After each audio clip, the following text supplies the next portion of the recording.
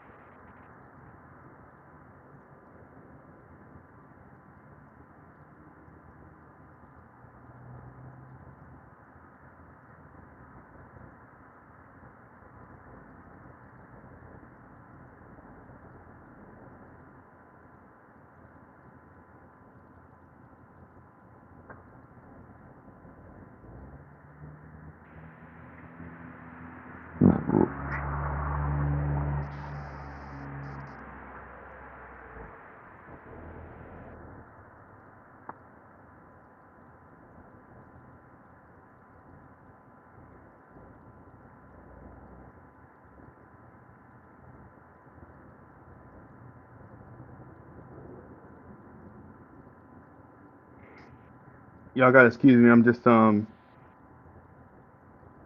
inviting people.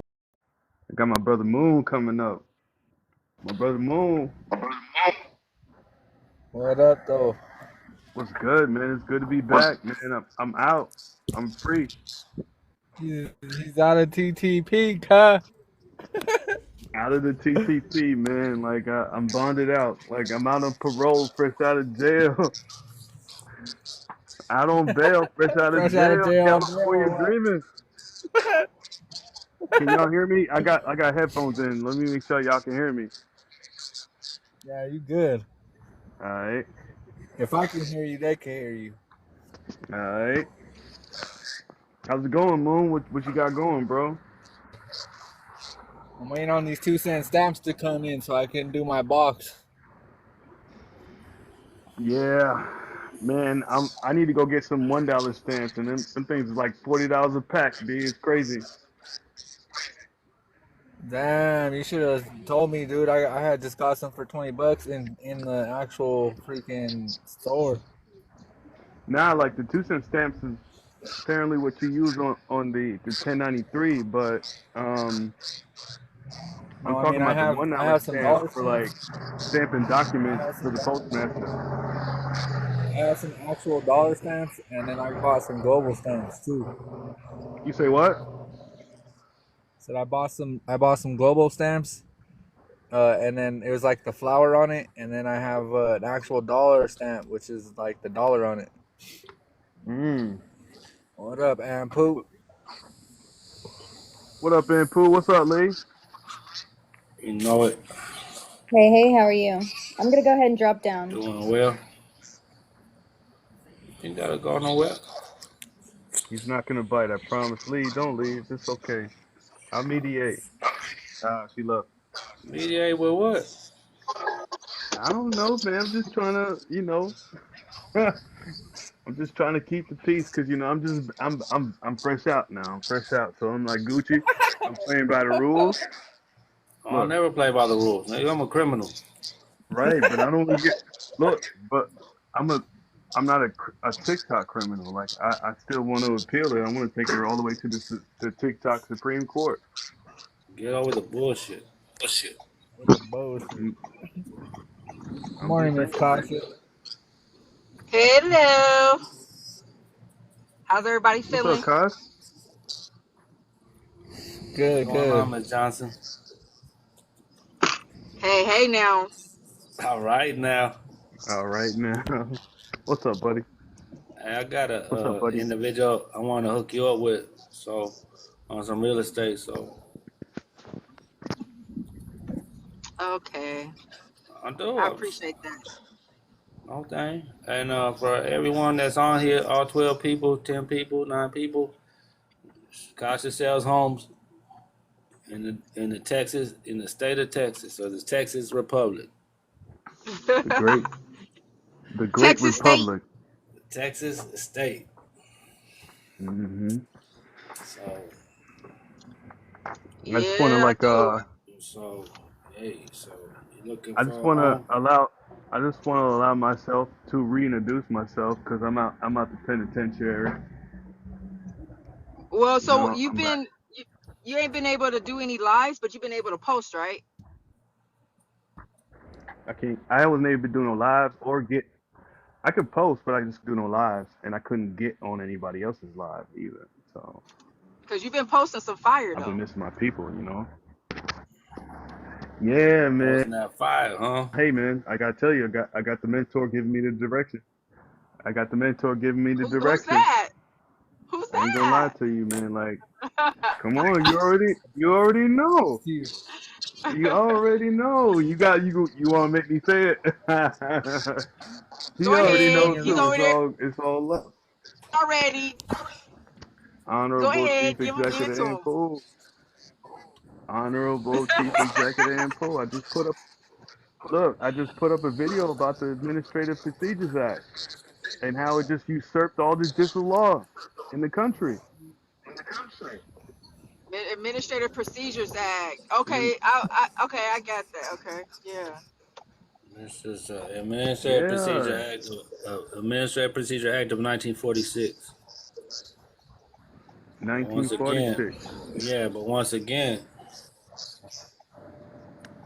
don't Trump. You got the hottest shit out right now. Who? Who got the hottest shit? You do. Man, bullshit me. My shit wouldn't be hot if it was not for the chief and honorable executor and Pooh. Man, I'm trying to tell you.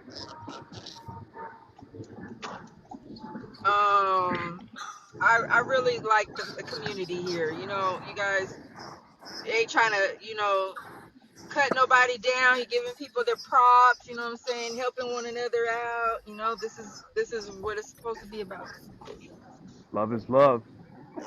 We gotta Right? build, right? Somebody just said they're following me. I appreciate the follow. Is it Mulana? Man, Lee, I I've been just wanna calling like you. You ain't been answering your phone. It's been going straight to voicemail. Lee Daniel. I've been hitting you up. Lee cool, man. She's trying to figure it out, man. She's trying to figure it out. You I got love for gotta Lee. know what you're doing. That's the thing. You I know have to what you're doing. I comprehend what it understand. is that you're doing in every form and facet of it. Well, like I say, you got to know why you going to do these documents. You have to know. Look, I got a question. Can we open it up for a question? Go for it. You already know. I already Town know hall, what you're baby. gonna say. I kind of already know what he's gonna say though. Okay, so Chief, I know you're gonna be like, don't be messing around with none of them papers till you gotta get your office for the person. I already know, but what do you feel about the 1099 and the OID and all money orders? What do you feel about um those forms of tender? Sure, yeah. Are you contracted to do it? Are you contracted? So would I be contracted if I had my DBA and my estate EIN on record? Power of attorney, 8821. Just publication 947. That individual's not even reading those publications. They tell you what to do in the publication 947. So if you want all this credit, if you want all this money, and all this credit, then go read publication 15 and be the employer over your corporate. Be the employer and make your other entities, contracting officers or agents to your organization. You got to read these documents. It tells you exactly how to do and what to do. There's so many of them though. But I just told you 2 publications. That's it. Publication Which 947, one? Say it again. publication 15. Okay, I'm about to read those tonight. Well, good luck. Become your own employer, right? I mean, this is the thing. You have to comprehend it. You see what I'm saying? That's the thing. It's going to lead you over to when you read the publication 947. That's the foundation of IRS. Publication 947. The trilogy is this: 947, 1635, and 15. Somebody said 19. Who's No, that? ain't no Marbear? 19. I don't know what he's talking about. And Pooh, you said 1635. Yeah, 1635. Everyone going to get these EINs and they're not filling out the applications correctly. They give you the fucking cookie cutter on that motherfucker, man. Get it. Everyone wants these credits. Like, you better know how to do banking and accounting, too. How's it going in PA, bro? I'm not in PA. You left PA? Yeah, I left PA. Damn. Where you at now, bro? He don't want to say. Hey, look, Delaware. hey, you ain't got. Oh, okay, all right. I know he's traveling, man. Like he's a traveling man, bro. Like, Since you know the what I whole mean? world wants to know.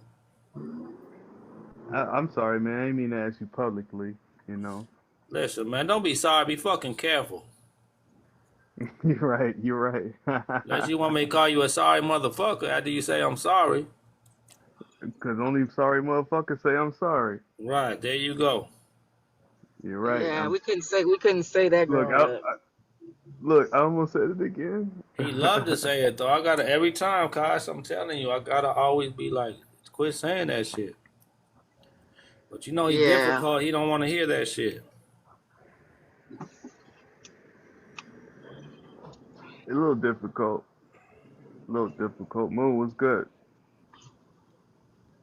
Chilling. At work. This person is crazy. Sorry. Oh, What up, Willie? This person, the Texas Willie G, traffic is insane. The check. Oh yeah. I ain't never been to Texas though. I want to come out there, man. Once I get on my pilgrimage. What? Too, man.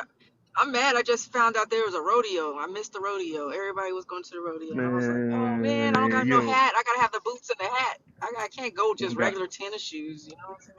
We ain't got no business riding around like romping around with big old beasts like that though. yeah, What? That's what are you talking about? We were the natives. We had horses. Yeah, we had horses, but we had intended purposes for those horses, for travel, right? Not for entertainment, not for spectacle. You know, they don't like that shit. Yeah. Yeah, I'm sure they don't. Right? I see a lot of emancipated horses around here. Yeah, we done seen a bunch of horses and stomp some people out that they done throw it off their back, or bulls or what, right? We done seen how they really like, you know, retaliate off of being enslaved and compelled to do things against their will, you know? Just like us. Yep. Like us. I really want to get rid of my license, man. I really, really want to get rid of it. But I'm like, how will I buy a car again, ever? You get a state issued ID with that GPO on it. But ID, it's still You don't an need identification.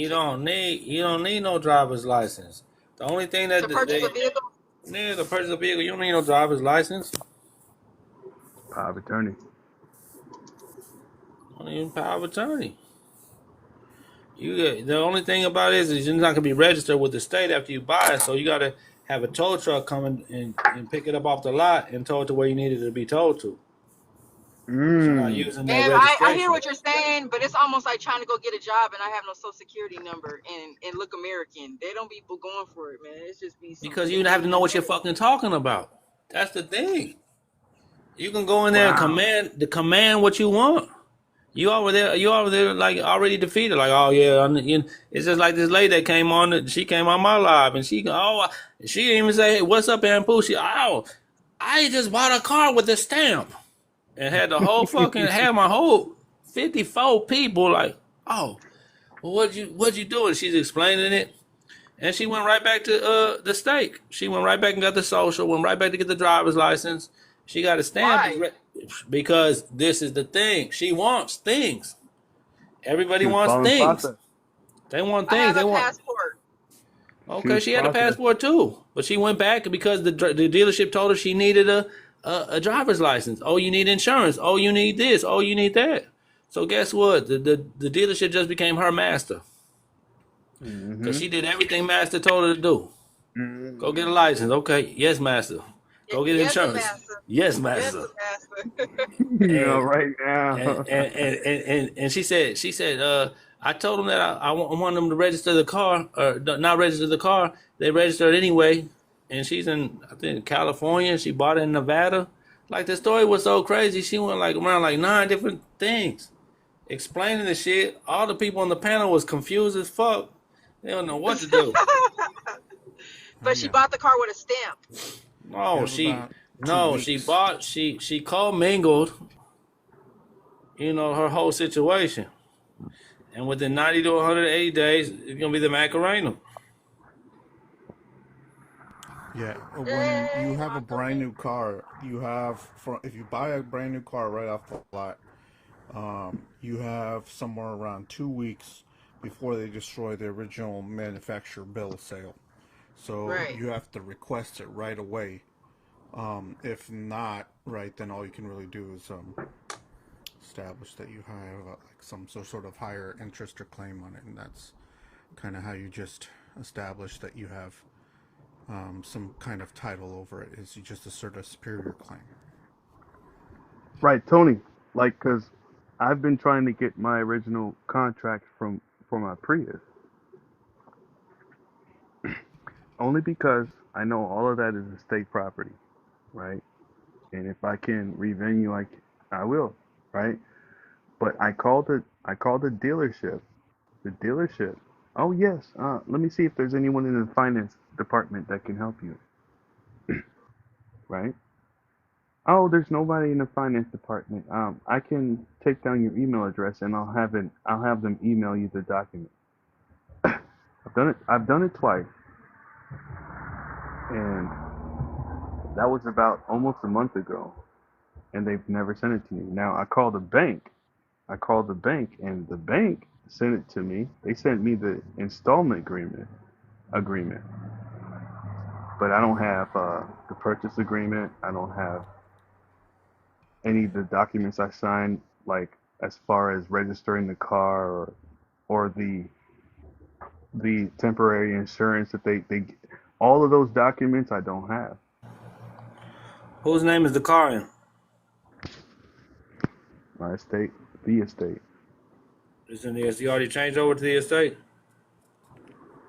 I haven't. No. But when I called them for the contract, I told them to update my address to my GPO.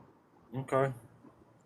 So they But see, they sent me back the. that's that. But see, all that you talking about, Yes, sir. you asking them for what? All that is abandoned. It's abandoned property. Right. So what do you have to Right. do? What do you do with the what do you do with abandoned property? Executive letter. No. What do you do with abandoned property? 1099A. Dispossession. Come on now, Moonchild. Someone's been fucking reading. Someone's 1090 been what? Say reading. it again. Someone's been reading. He's fresh off the class All too, right though. now, Asha. Someone's been right. Someone been reading. Nah, don't even try to throw me like that. Now I'm trying to throw it. 1099A is for abandonment of property. Okay. Cool. Nah, I'm not trying to throw him under the bus, man. I'm trying to throw Just like him. just like a I'm trying to throw. 1099C is cancellation. Right. And the 1099B is barter. Right. So you give the 1099Bs to court to judges. What did you? I mean, like I said, it just depends what individuals are doing. They're doing a B. They're brokering and bartering the deal. Right. Once, like I said, once you've agreed to it, like that's it. Like now is is the like all my cases, those are all judgments. Now I go back and get all those judgments because that's all the full accounting right there. I done did all my time for all of those cases. So guess what? They gotta render that account. Full accounting. The judgment renders full accounting. Okay. Dang it, Boo. I didn't know there was going to be another class Interesting. after the 4 classes, man. Shoot. Otherwise, I would have It's definitely all planned man. to. It's all good, man. I just do it in like a question and answer session. But like I say, as individual they gotta start. They gotta start asserting themselves. because I'm not, like I said, I come really question answer. So every and I do it twice a week. So some people can't make it Friday, some people make it Sunday, some people make it both days. Just depend on their dedication.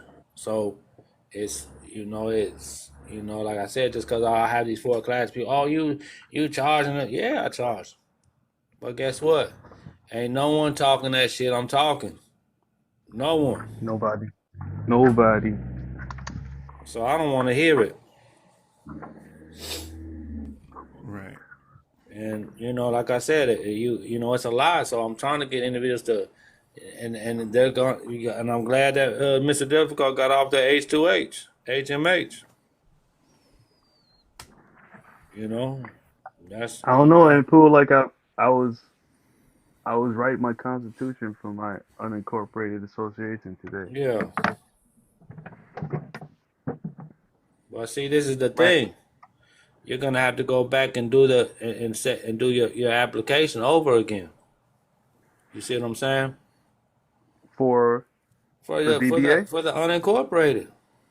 Like all your shit's going to your GPO. Like that's your headquarters. You see what I'm Right. saying? And then you have Okay. other departments. You have departments of your office. Hey, this is the Right. trust department. This is the LLC department. This is the unincorporated department. This is the C corporate department. This is the S corp department. You see what I'm saying? This is the estate department. You see, whatever and however, whatever But it else you all want. starts with the estate. Everything starts with the estate. The estate is a birth certificate. That's why they give the Right. mama the birth certificate application first. And then ask her, what's the maiden name? She gives the maiden name. It's been cut off from her head. That's what maiden means.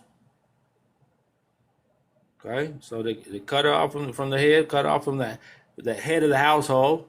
So she becomes what? A widow. Okay? Mm. The husband Mm. becomes a bastard. Because the mama did the same thing to him in the hospital, cut his daddy off. So that's the whole thing about the estate is going back and claiming your estate because everyone's been duped. Okay? And so now that the woman is what? She's a widow. She has no more husband. Well, he's a bastard. So they're not under lawful matrimony. Okay? And then the child, if you're not under the matrimony, the child become the orphan. Okay?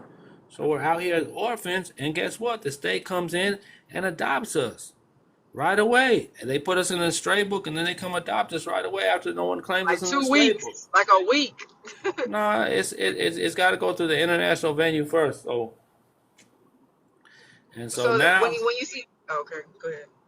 I said so now at the age 7, the Ancestral KY Act, he gets legally deceased. So gets legally deceased at age 7.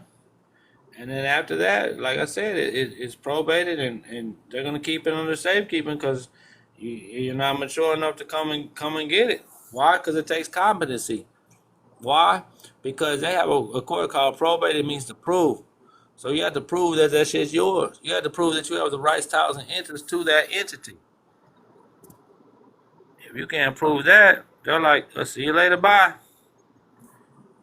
What up, Vince? Coming up there, man. I'm your way, man. Probably like Saturday or Sunday. I don't know what day yet. I'm still up here on the east. But yeah. So that's the whole story of Mary, Joseph, and Jesus, though. Because of Yahshua or whatever name you subscribe, Horus, So now that's the Holy Family. So in order to make it a family, he had to go back and remember he left for 3 days. He was gone for 3 days. They were like, "Where were you?" He's like, "I went to go handle my father's business." He was handling Joseph's estate. Because once again, Joseph was incompetent out in the sea of in the land of commerce. So now, after he did that, Jesus disappeared for 21 years and come back at age 33. Joseph, he go and he's over where he's living, and his brothers one day they hear about him, they hear about what happened down at probate, and they're jealous. So the Roman soldiers keep on looking for him. Because they have to give them what? They have to give them that royal coat of arms. They give them the royal coat of arms because what? Because of what Yahshua did, right? So they go looking for him, and then the brothers hit him. They wanted to kill him. You did not just say coat of arms. Okay, so wait. So Let me okay, finish. Let me finish. Okay, yeah. So the coat of arms. So the Roman soldiers keep coming in, and they're asking his brothers, like, look, we know ain't nothing happened because we know the area, we know the territory. So where's your brother at? And they came back to them 3 times. And like the 3rd time, like, look, we're gonna take y'all in if we can, go get them. So they was compelled, and they went and got him. When they got him, the Roman soldiers had the coat of arms for him. He was royalty now. I don't remember hearing about him after that point.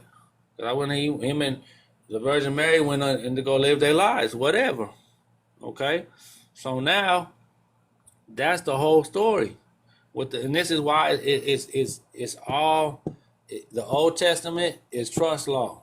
It's trust law because we talking covenants. Covenants are contracts. Contracts are trust. Okay? Then we go to the New Testament. New Testament is what? Resurrection.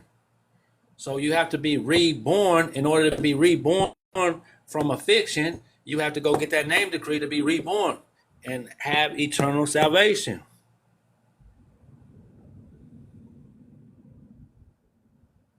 Go ahead, Tony. No, I was just saying, like, you mentioned the coat of arms. There was, I finally found the PDF I was telling you all about in class about the name. I was going to post it, in the group so you all can see it. I got it from a buddy of mine, from Westlaw. I'm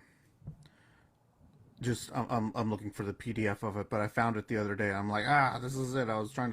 This is the thing that I was telling you about in class, about the name, about how they attach a lot of things to the name, to the family name. But hold on a second. I'm going to find it. I'm going to post it in the Telegram. Just give me a sec. It's all good. So yeah, it's just back to, and that's the whole story is banking instructions before leaving the estate. That's why when Yahshua says no one can get to the Father except through me, because he went to go handle all of it, and he was a trustee for all of it. And then he made everyone and their mama after on his estate heirs.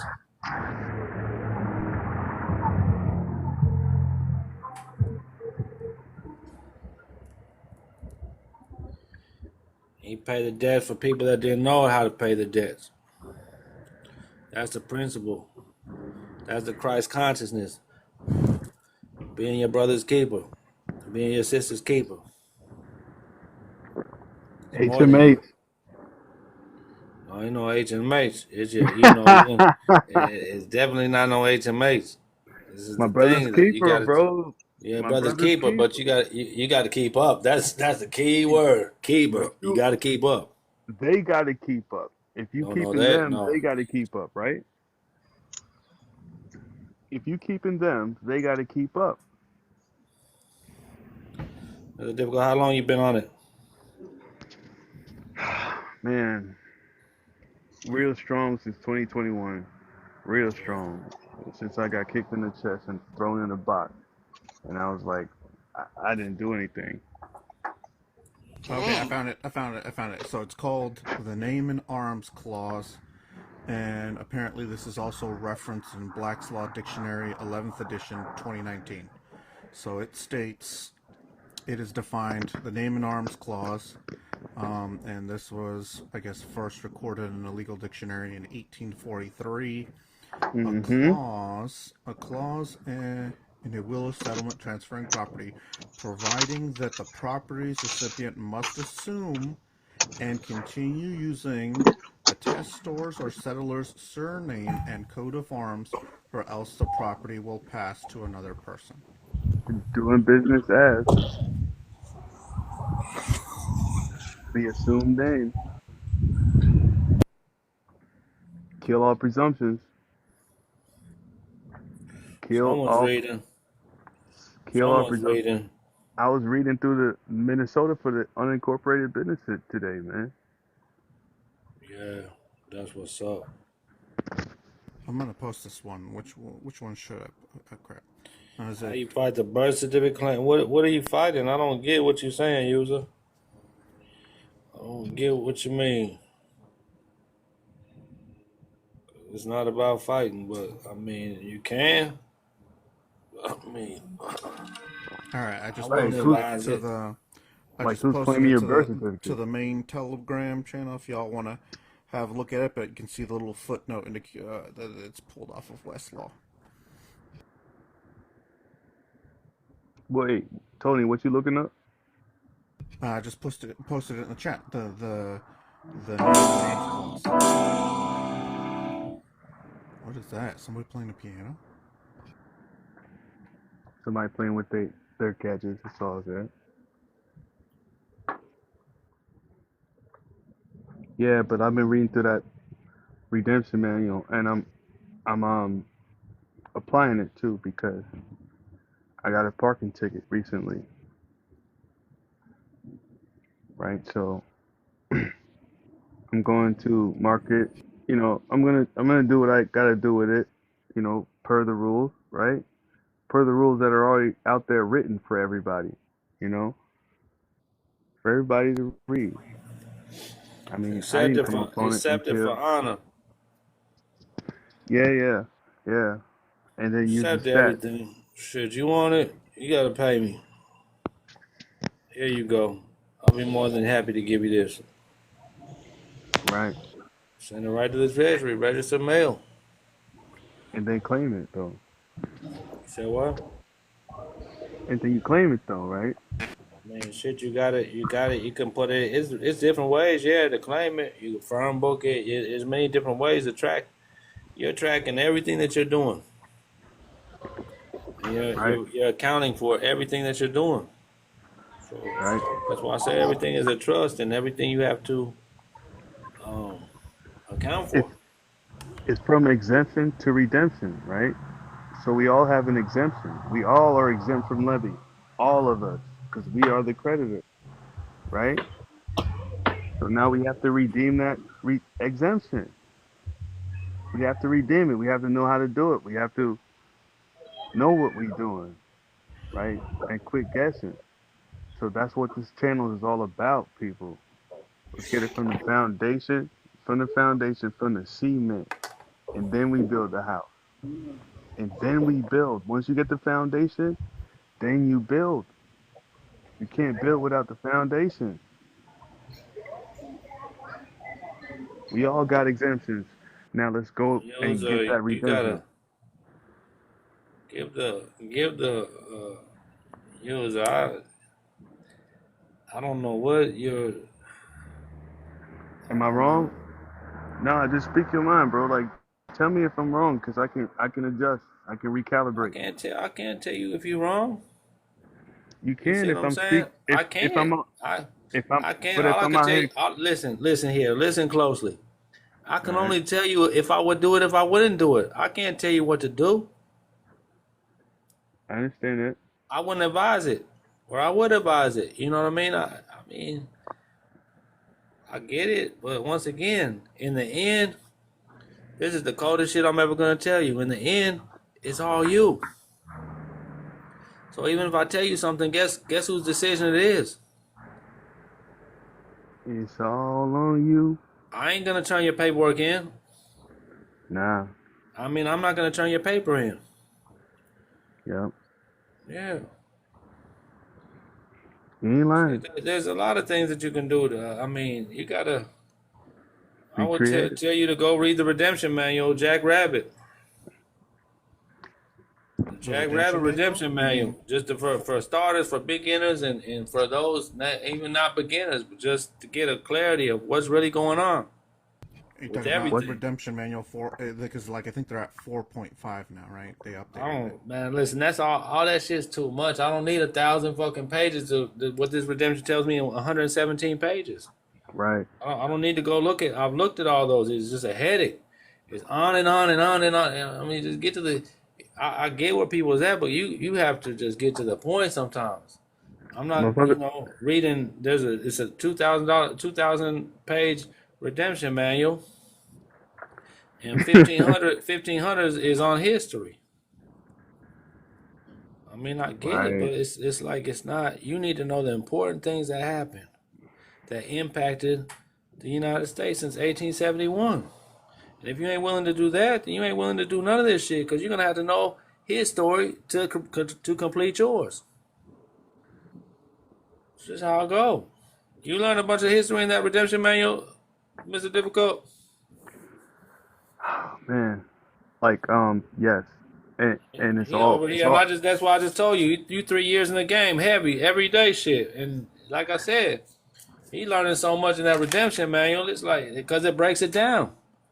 It starts off with contracts, then it goes into history, and then the documents, then taxes, then court shit, then rejection of contracts. Like I said, man, that rejection manual saved of my the life. That manual saved my life. and Pooh, Yo, rejection, yeah, you rejection, but of once the again, contract. why? And I would have did it, but like now it's like for what? It's all energy. I'm gonna set it for honor and valuable consideration on behalf of the United States, Right, pursuant to 38 Stat 265. You know, right on the front of it, in the 45-degree banker's acceptance, 45-degree angle, and then I'm gonna turn it over. I'm gonna do it right on the back of the 45-degree angle, a banker's acceptance. right, because the Paid to the document, order of Department of the United States Treasury for full acquittance and discharge, pursuant to 40 Stat 415. I'm gonna sign for the straw. I'm gonna sign for the agent. I'm gonna sign the exemption, the EIN number, the social with no dashes. I'm finna date it, and I'm finna send it back to the Treasury. check in, I'm not check finna in, play. I'm not finna play no games with these individuals. check in, Okay, and yeah, they want to go and do what they do. Do it. check in, Do it. I ain't you shit. tap in, check Yeah, you know, I ain't in. finna run that again because you be talking too much shit, White State. Far right-hand side of the aisle. All right, mama duties. Yeah, because this is the thing. You got to go and look at the redemption manual, Which redemption manual was it? The first one? Jack Rabbit. Jackrabbit. Yeah, Okay. Yep. I tell you, that yeah. shit's so cold, it's so concise, and it's right for your state, too. So everything in there is Texas. And Everything. Pooh, What? would you say that the other redemption manual that's out there is that for the agents? Is that what? Would you say that's for the agents? The Because other you got redemption is what? yeah, Which ones? the other one, man, with the matrix code down going down on the front. I couldn't hear the last part you said. You know the one with the it's got like the matrix code, the ones and Yeah. zeros going down on it. Yeah. The one that everyone knows. Binary code. Not the one that you put me on to. You feel me? Right. But it'd be 1,000 pages. Like I said, it's good to know, but like that Jack Rabbit breaks down the necessary components of his story, so you have you know what's going on. Cause like I said, he writes that shit, and he writes other where to go find it, the bibliography and the whole thing.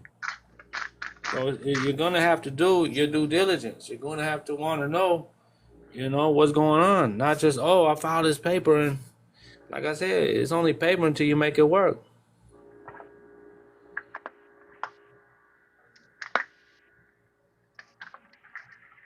Yaka, what's good? Oh man, blessed with greatness. What it do? You know, What's another up, brother? day. Brother Yaakov. Waiting for Saturday. What's happening? What's happening, good folks? What's happening, man? Hey, man. Y'all better come out of her, man. So you don't partake, man. Come out of her. They want to come out. They like it. They like her. Out of her. They love her. They separating the wheats from the tares right now. I Y'all love better her. know. Mama, Many I love her. I'm cities that never you going didn't home. build. many mansions that you didn't build. It got great substance for you. Y'all don't want to come out of her? Y'all better get them people back their blankets. Get back to y'all dominion. Man. Why are they No. taking people's houses, Yaka?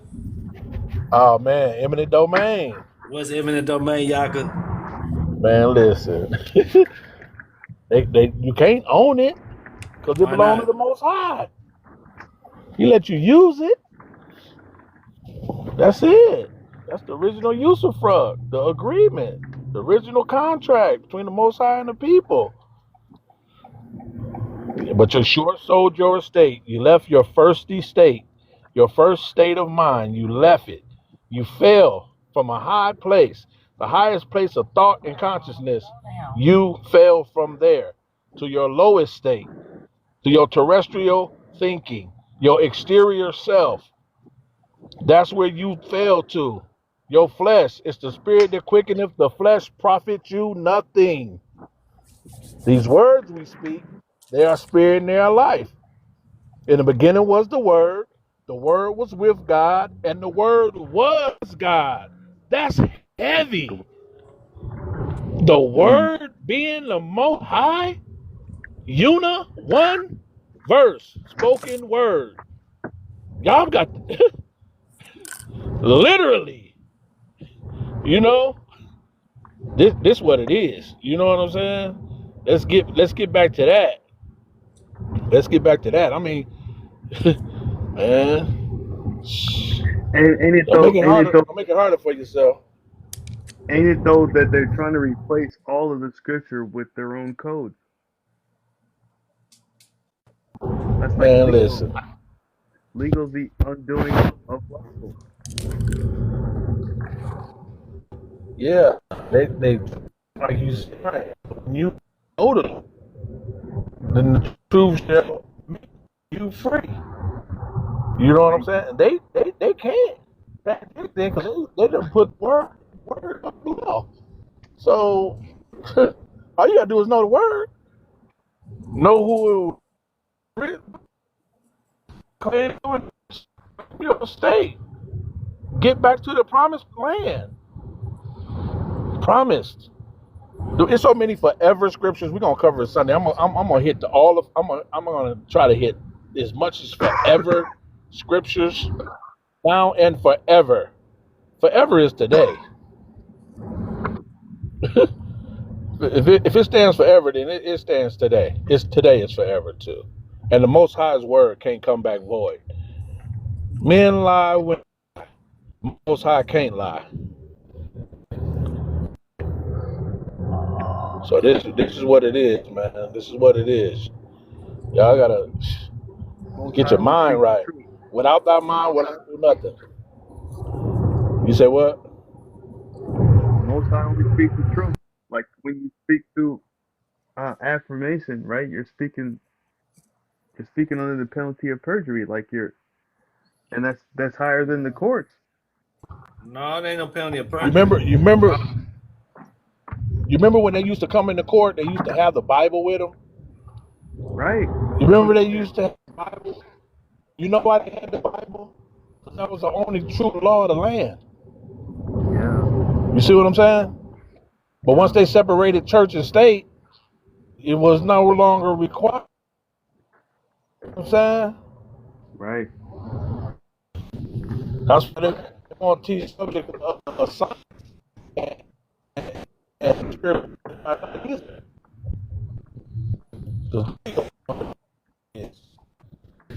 That's what Terrence Howard breaking down for you right now.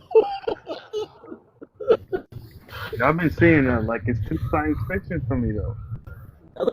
I mean, it might be out my realm of understanding because he's going into things that's like completely foreign to my understanding, you know.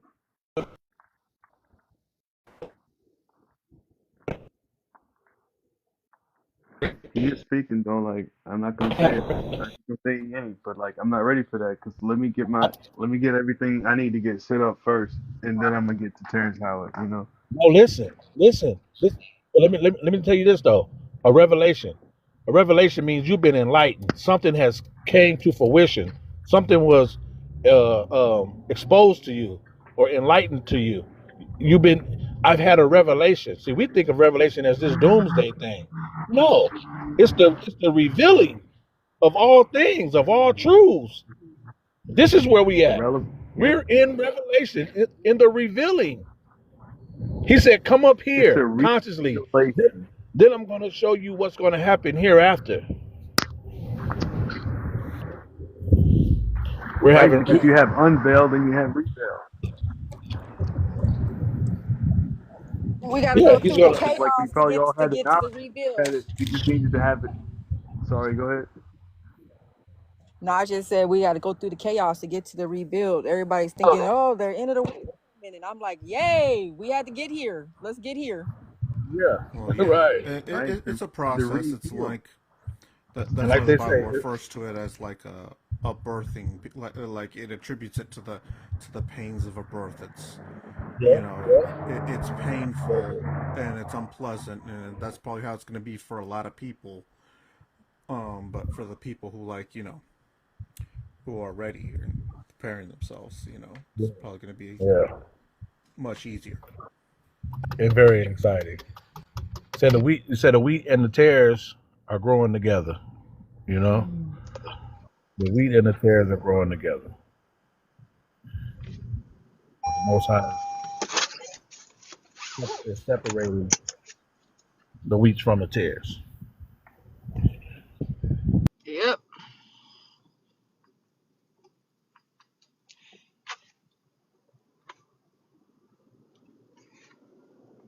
I just wanted to touch base a little bit.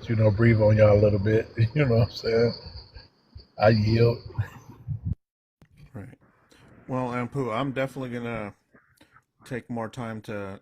I've been this last week or two has been pretty hectic for me, but I am taking the time to go through a lot of the reading myself. I just want you to know I'm not slacking, man. I'm not slacking. I don't slack on this kind of stuff. You know what I'm saying? So I'm doing it, man. It's just I'm taking time to absorb the material. You have to. Everybody do. I didn't, like I said, I just didn't come up with this overnight. No, it's a system that made sense to me and that I'm doing, and this is what it is. You have to have foundation. You have to have, you have to have structure. Everyone wants to do these shortcuts, and then, like I said, once you get your mind right, everything else will be added to you. Everything you seek the kingdom of the Most High, the kingdom of heaven, your mindset. Your mindset is supposed to be heavenly. Your mindset is supposed to be thinking of abundance, beauty, creativity, ever expanding thoughts, kind thoughts, loving thoughts, and receptive. Be receptive. When a person offer you something, hey, take it. Oh no, I can't take it. Hey, you're doing too much. No, take it. Individual give you, hey, go ahead, get that. Be receptive. Like, oh no, I got you. No, be receptive. And at the same time, be kind and loving. So when those gestures happen, return the gesture. It's called the boomerang effect. It's universal natural law. Karmic. And Pooh, this don't make no sense. You said that manual. I'm sitting here with it on my desktop. I know, because once again, it's hidden in plain sight. It's all right in front of you. Jack Rabbit is the truth. White rabbit. Jack Rabbit, man, Follow the like I white said, rabbit. he's Follow the talking that. white Yeah, rabbit. yeah. Hey, that's the only rabbit hole I went down. I promise. I'm trying to tell you. Follow the white rabbit from the white eyes. Jack Rabbit, that was it. I was referencing Jack Rabbit today, like with my parking ticket. I mean, all that, like I said, man, you just listen. You just send back that you make copies. You go down to Office Depot, Staples, wherever. You go make you about 20 copies of that appointment, and just give them back give them the appointment. Let their ass know what it is. You at the Yeah. highest office, man. What the fuck gonna tell you? Right. Yeah. And what they do, you filed in the county recorder's office. You got a stamp from the court. So this court knows I'm executive. I need to let this court know I'm executive. Mm. The This motor is chess. vehicle This ain't department. checkers. Sit back, move, think, plan, plot, strategize. Like y'all could say, measure 10 times, cut once. Measure 10 times, cut once. And then, like I say, you got to think 8 moves ahead. Cause guess what? They're thinking 8 moves ahead. You know what? I was in the joint for about a year and 9 months, and this is crazy. Before I left, everybody was using soap. When I came home, everyone's using the body wash. But that was just like what? About 20 months. Shit changed just like that. So everything is evolving and everything is changing. So people are like, oh, they're gonna change. Yeah, they're gonna change it because they have to. Because you have to change with the time. Well, I mean, and this is kind of my cognition. They just shake the bag, right? Because there's nothing new under heaven. They shake the bag up so that we never catch on. That's why you got a lot of the same terms that effectually do the same thing across multiple jurisdictions, right? So I think what they do is they morph and they change things up. They change the code of the matrix, so to speak. So you see the deja vu cat, right? And they change little things here and there so you don't notice most of them. And I think they do that to cut off your exit, kind of like in the Matrix, in the movie The Matrix, right? They'll do things here and there just to shift where the exit's going to be. There's still a way out. They just change where the location is. And I think the principles are something that they've always used, right? Because if the first estate was established by, a covenant with God and Jesus, right? Of these covenants were established there or whatnot. Well, then all they're really trying to do, that means these principles are universal. When God speaks it, it is. And so really all they're trying to do is shift and hide where the exit is. They're trying to, I think that's why they shift things around like that. Well, once they established the 3 trusts, because it was 3 trusts. Yaga.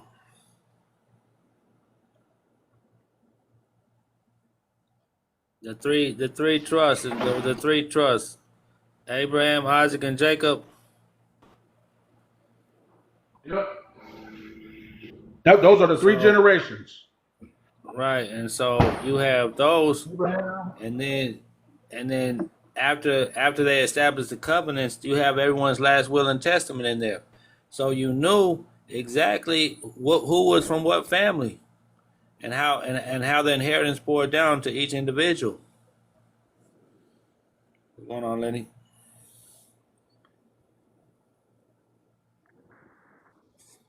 So that when I read that, I said, I see why people putting their making the Bible their birth certificate. The family Bible. Yeah, everybody recorded their birth. Yep, the family tree was in the script. Yeah, right there. So everybody put their right back. Go ahead. No, I'm saying everybody that every child that was born, it was back in the days. They were just adding it, putting it in the script, making a family tree and adding you to the word. That's what it was. That's what it. The Most High say I'm the same now. The Most High say I'm the same now and forever. I change not. So. Right. Well, then it's now. That's still legal to this day, actually. Just a lot of people don't do it anymore. But prior to the invention of the birth certificate, marriages births and deaths were all recorded in the family Bible, and that's why the family Bible was so big.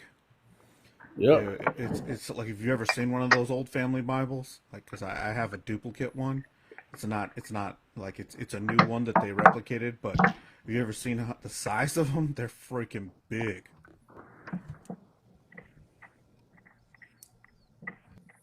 They don't even make it no more, do they? Well, I mean, there are certain companies that make replicas, like they make it in that style. The one that I got is from Easton Press. Man, I Okay. think I can't remember. I think that shit cost me like $600, man. How Mm. far do we go back in our if we get one? Because I do see them on Amazon. Like, how far do we go back? Our immediate children? Do we put our parents in there? Like a family Bible or something. Yeah, the family Bible. Well, like if you're trying to claim, like, let's say your Far parents back passed, as you can, as far back as you know. right? Yeah, as far as you could do that, or you can do a genie. I mean, if you really trust these people, like trust the 23, like I don't trust that shit to do a gene report or whatever. But I mean, Hell that's no. or you can Right. just do it through records. You can do it through records. You can do it that way. Birth records, right? Yeah. Right. Or you can take a trip to Utah and go fuck around up there, and because they have all the records. Right. yeah. Why do you? The Mormons, they got all the records. Yeah. Okay. Just So like they got all the Wells Fargo and they got all the Chick-fil-A's. right. So the reason that the Mormons have all those records, and Russell has specifically spoke on this. He said the Mormons are the keepers of the bloodlines. What? Yeah. Oh wow, I gotta research that. For real. That's like a documentary right there. Well, I don't know if this is common knowledge. I heard it right out of Russell's mouth. I don't know who else or how many people know that. But he also said that's... Dude, man, there's something about Mormons, man. Those people fucking freak me the hell out, man. But I always knew there was something, and then I when I heard it out of Russell's mouth, I knew why. So about 80 to 90% of the CIA is made up of Mormons. The CIA recruits Mormons primarily. More men? Mormon, yeah. Mm. Which explains why they have a very, I don't know, man. They always seem to have a very duplicitous nature about them. Like, I don't Were they know. I don't Moors? trust. Huh? Were they Moors in the beginning? No, Mormon. Mormon. More. Mormon. More It men. was I'm just founded by a hearing. guy. Okay, it was founded by a guy named like Sam Smith or freaking something Smith. I forget his name. He was But racist too. yeah, he was. He was the guy. The Mormon Stupid. Church has caught a lot of flack for saying that they're the one that perpetuated it, or like they have it in their writings that apparently black people rejected some sort of offer or something like that, and so they were marked with their skin color That might for be that. his story, though. You know, So that might be his that's story. the Mormon Church. The Mormon Church is largely known for that. They've more recently like started to like apologize for it, but if it's in their Book of Mormon, it's like, how are you going to get rid of that? You know? Right. I had two little boys come to my door on their bikes, and they wanted to talk to me about it. And I said, "Well, tell me more." And so they started talking to me about it. And I said, "Who's the founder?"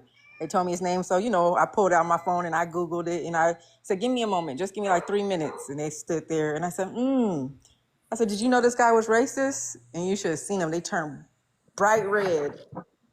And they're like, yeah, but we they start stuttering and all kind of stuff. I was just like, it's okay, I'm just saying, you're knocking on people's door, you better know the history.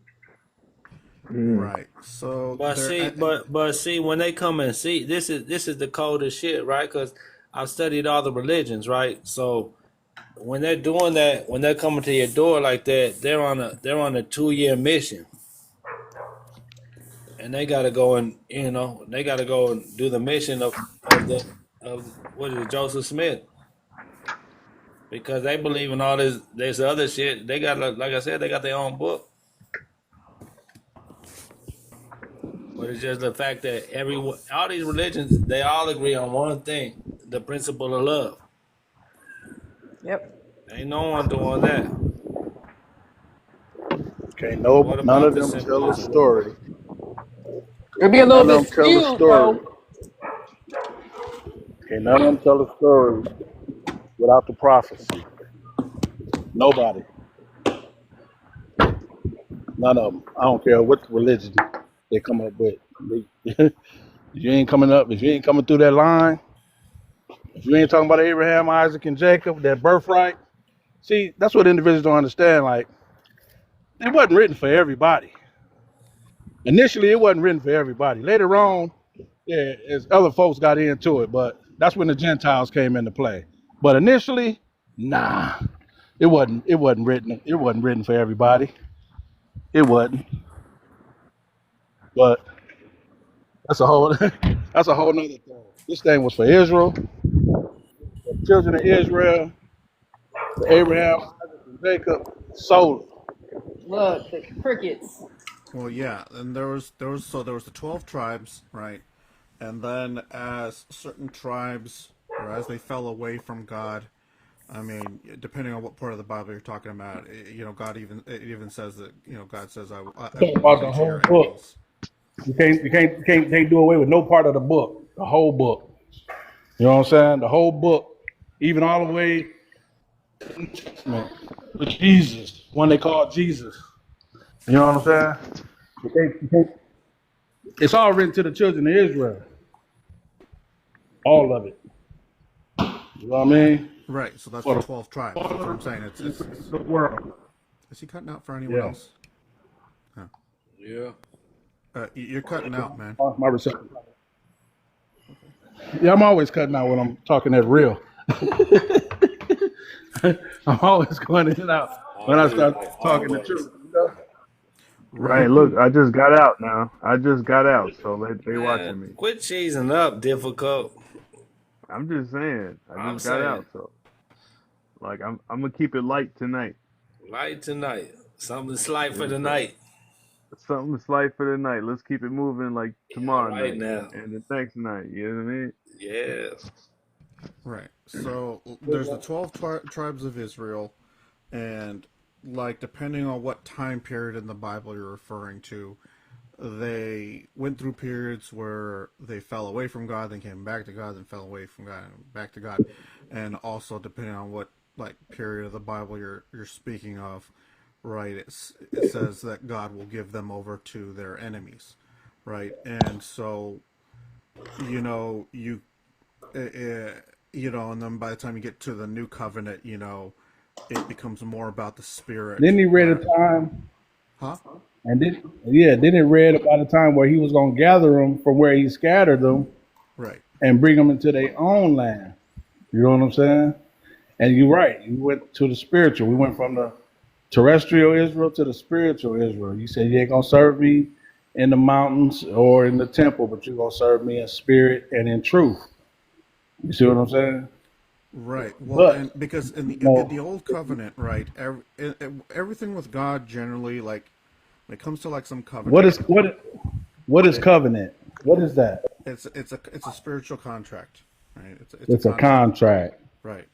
It's So it's an affirmation. Yeah. right. So and generally when you see God making covenants with man, it involves blood. So blood has a very strong spiritual significance, and this is indicated in Deuteronomy and Leviticus when he tells people about, even let's say when you slay an animal from hunting it or something like that, pour out the But blood, for the life is in the blood, but right? was So when that was that the most high though? right, what? Was that the most high requiring that sacrifice? I don't think Well, so. I'm not even talking about sacrifice. I'm talking about like eating, like bro, like if you hunt, right? No, You but hunt this an is what I'm animal, saying. right? Because there are very specific dietary, God's law didn't just encompass finances; it encompassed dietary, It went over his head. right? Yeah, no, listen, I'm saying. What? So the Most High gave you dietary laws for those who had to eat meat. He said, if you got to eat meat, because he never intended for you to eat meat, he gave you your dietary. He said, I give you every herb yielding seed, every tree bearing fruit yielding seed, and it's going to be meat. Cutting out again.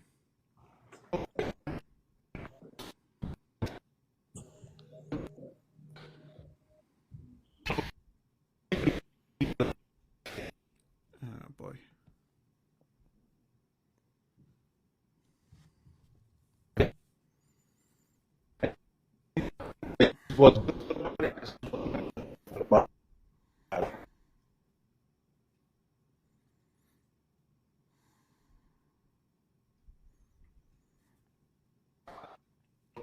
Where is he at right now?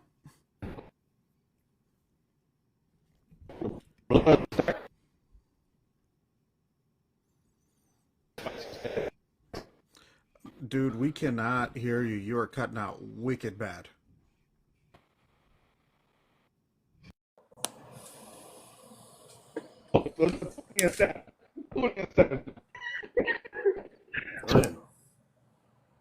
We didn't hear anything you said for the past 2 minutes, man.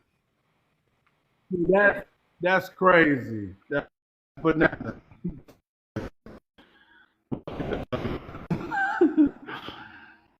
just tune over it all. Seriously, we can open it all the way up.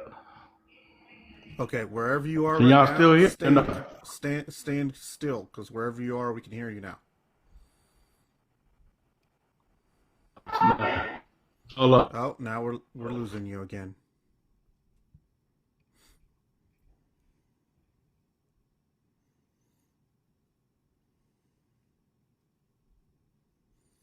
Okay. Well, I guess why he's muted. What I'm trying to say is that when God makes covenants, right, it's always sealed in blood, because of a covenant is a spiritual contract, and the life is in the blood, right? Then when God makes these covenants with us, it involves spilling blood, because these are contracts with the Most High, which is beyond the physical realm, so it'd be spiritual. This is why circumcision is about spilling blood. This is why marriage, the covenant of marriage, is sealed, it consummated by the breaking of a woman's seal, right? If we're thinking Old Testament.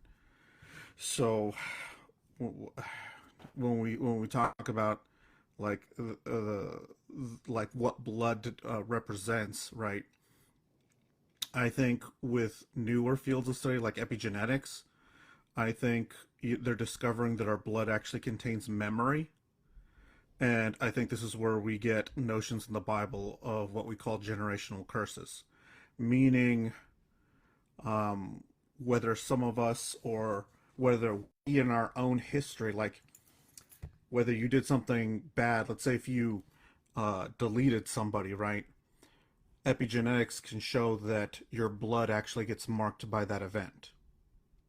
So your blood is keeping some kind of record through your life of certain things. So if that's true, right, like for something large like, murdering somebody, right, well then it's very possible that our blood bears some kind of record of what we've done, and then not just us. Epigenetics predicts that our blood contains memories of the past 15 to 20 generations. Where did you hear So, that?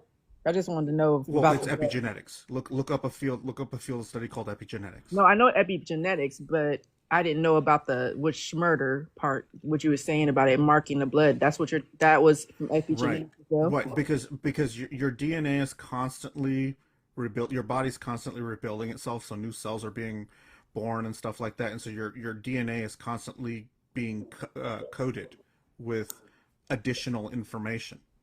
And so when you do something very impactful, right now they know that something like Schmurder does get recorded, or there's like a mark that gets marked into your keep saying DNA they. code. Who is they? Who are you talking about? I'm talking about the field of epigenetics knows that so far. Okay. So I'm just saying that it's plausible that other things are recorded into our blood memory. This bears some kind of record. And this is why blood carries such a very deep spiritual significance. And this is why we're all kind of carrying a record of our own misdeeds, and not just ours, the past number of generations. And this is where we can get to generational curses. So we have a debt, or we have an iniquity that has followed us around, and part of it is our own life, and then part of it is the generations before us. And this is why we have a debt that we have to pay. And I think that is the significance of what Christ did. It's because that was payment for our debt if you believe on him. If not, then you still carry around that record, and your debt is unpaid. So I think that's like the spiritual significance of accepting like the blood of Christ, and the ritual, the spiritual covenant of that Mm. is what I'm getting at. That's deep. I do believe that we do carry the trauma, from many, our ancestors, like 7 to 11 generations back. Yeah, And they say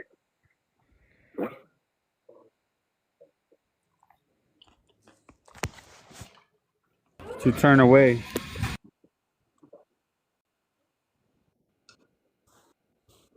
Old ways.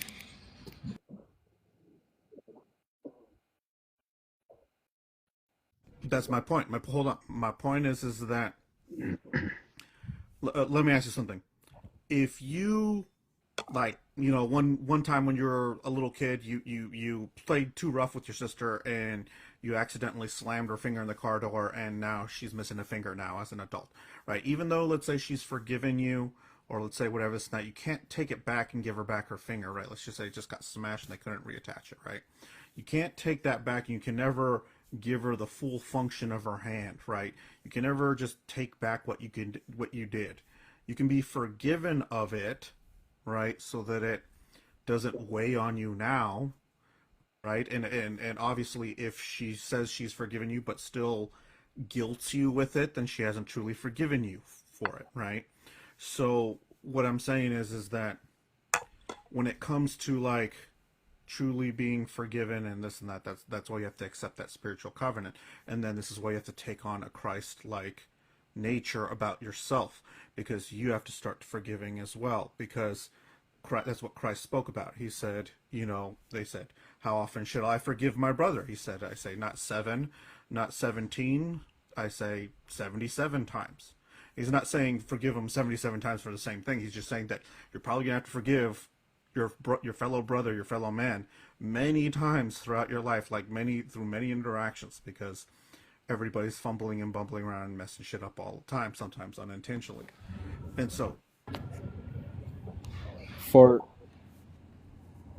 right. generational curses, doesn't it come from the father? Don't generational curses come from the father or the father of? Well, it says, it does start to say, like, towards the New Testament, that's when you start to see, like, the forgiveness that, like, that the son will not be punished for the sins of the father, stuff like that. But those are people who, but you have to believe in God, though, and to kind of get that forgiveness. Right, exactly. Yakadam. Right. Otherwise, Yakadam, what's your answer to that? About the generational curses coming from the father.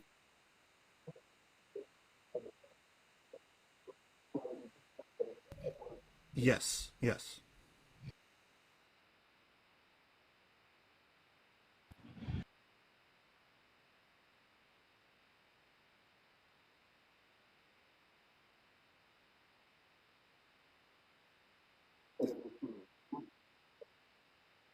Well, and that's what I mean is, it's like, yeah.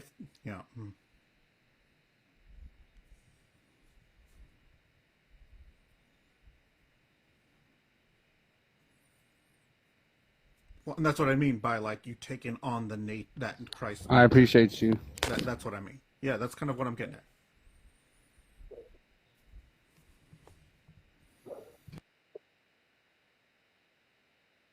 Right. Yeah, and I'm just saying that, some people will say certain things, because the Bible also warns you about, people who confess God just for the multitude's sake, meaning just to look good. It said, be not like, be like those people, right? Who proclaim God.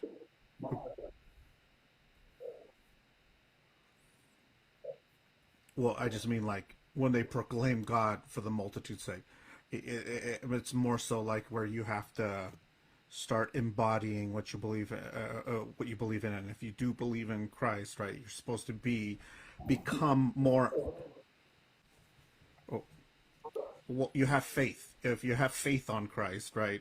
You have in the right. You have faith on Christ, right? You're supposed to take on that nature, and that means that you have to be as Christ was, meaning you're gonna have to start forgiving people because you want to be forgiven also.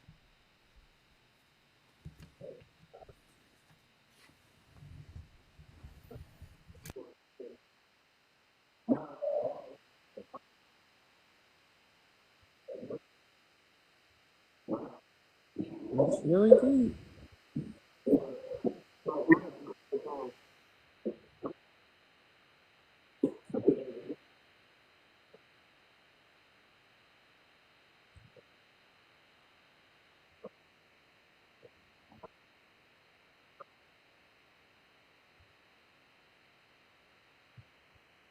Mhm. Yeah, he hung out with the gangsters.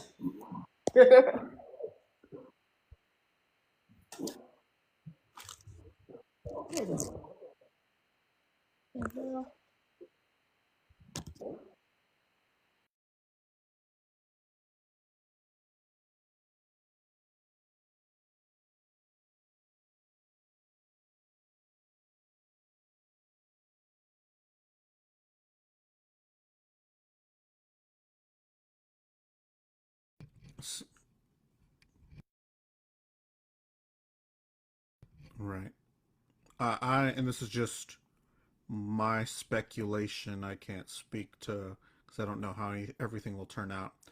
I think as the world starts to descend more and more to chaos, like the people who do have the mindset like we all have here, because we're all looking for ways to fix our situations, to step into that authority, the authority of Christ, right? Like, because we all here obviously have that aspect of our mind open to where we're seeking this, and many people are not seeking this, right? I think as the world starts to descend into chaos, there will be, probably a decent degree of us. There'll probably, because there are people who do believe, but they don't ever take the steps like we're taking. Because the Bible does also say, right, when it talks about the end times, that some will be persecuted. I think the people that have not taken steps, some of them will be persecuted, and the people like us who have seen this coming and have been open to looking for solutions and started to take steps, we will probably be spared the worst of it, and to some extent, It also says that many will seek the word and not find it as well.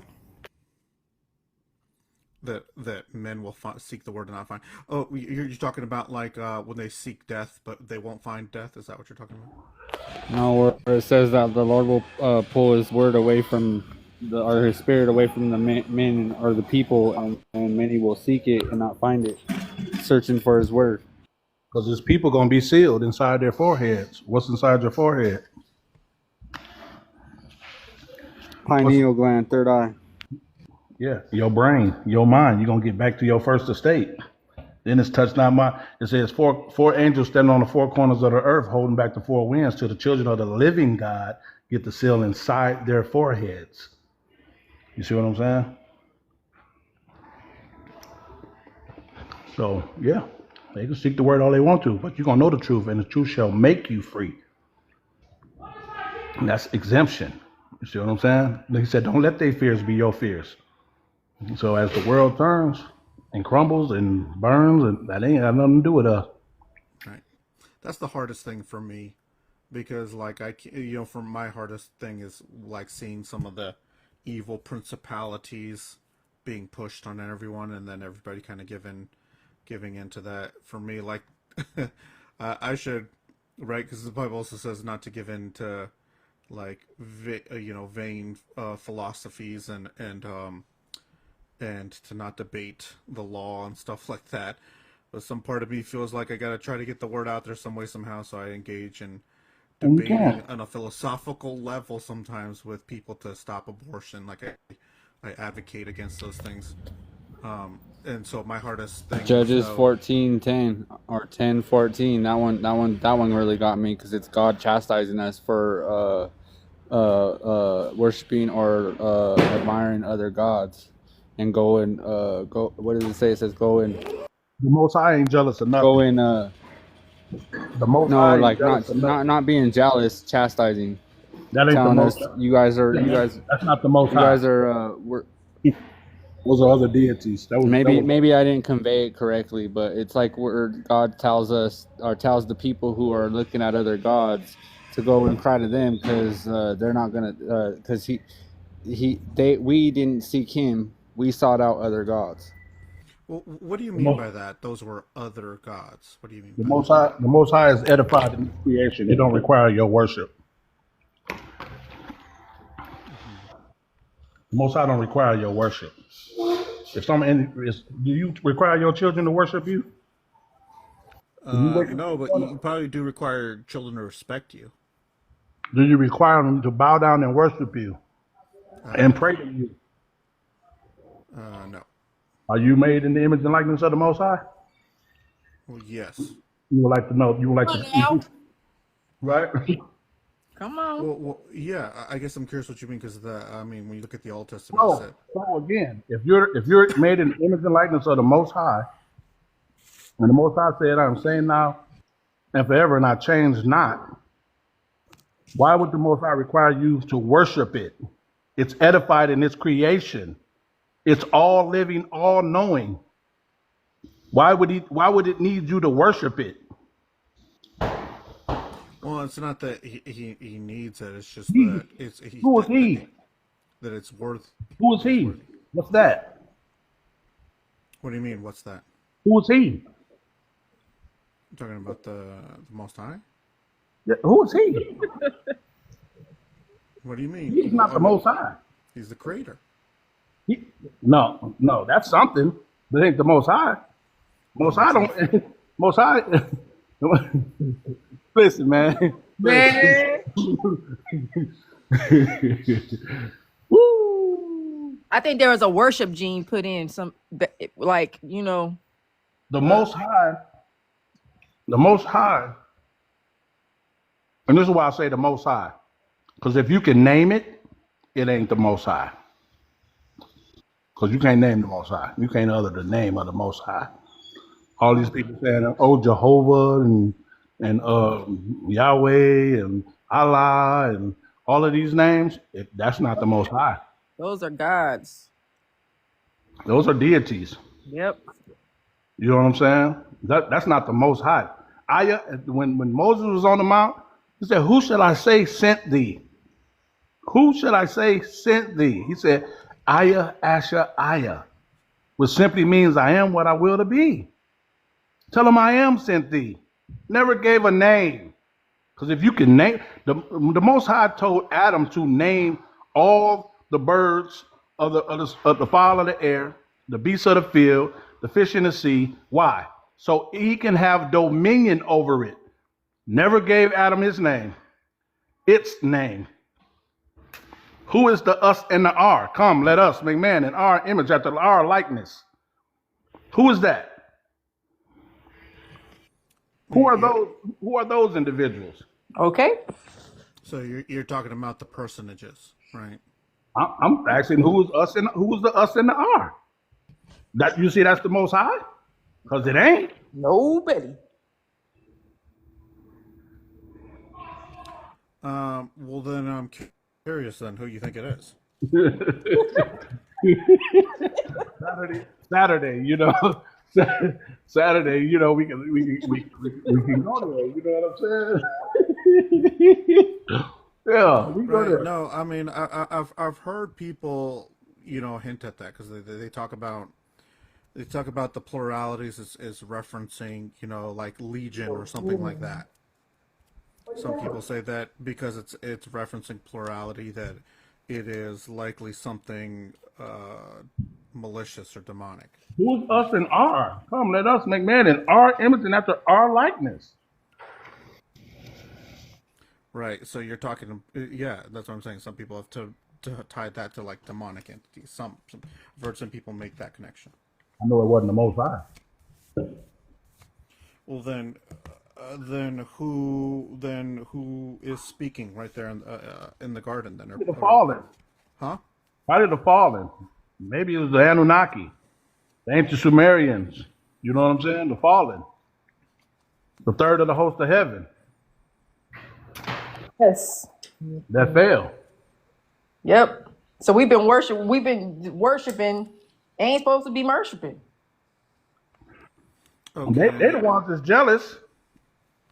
Don't make no mention of no other God. Neither let his name be heard out of your mouth. Well, if I can name it, then it can't be the Most High. That's the evidence of that alone. And just like you was talking about the epigenetics, have you heard of the telomeres? Right. So then, what does it mean? Does it mean if you love me, you will know my name? What does that part of scripture mean then? You think the Most High care if you love him? I mean, I You would think the say Most that. High? I would say that the most. You think the Most High operates off of an emotion such as love?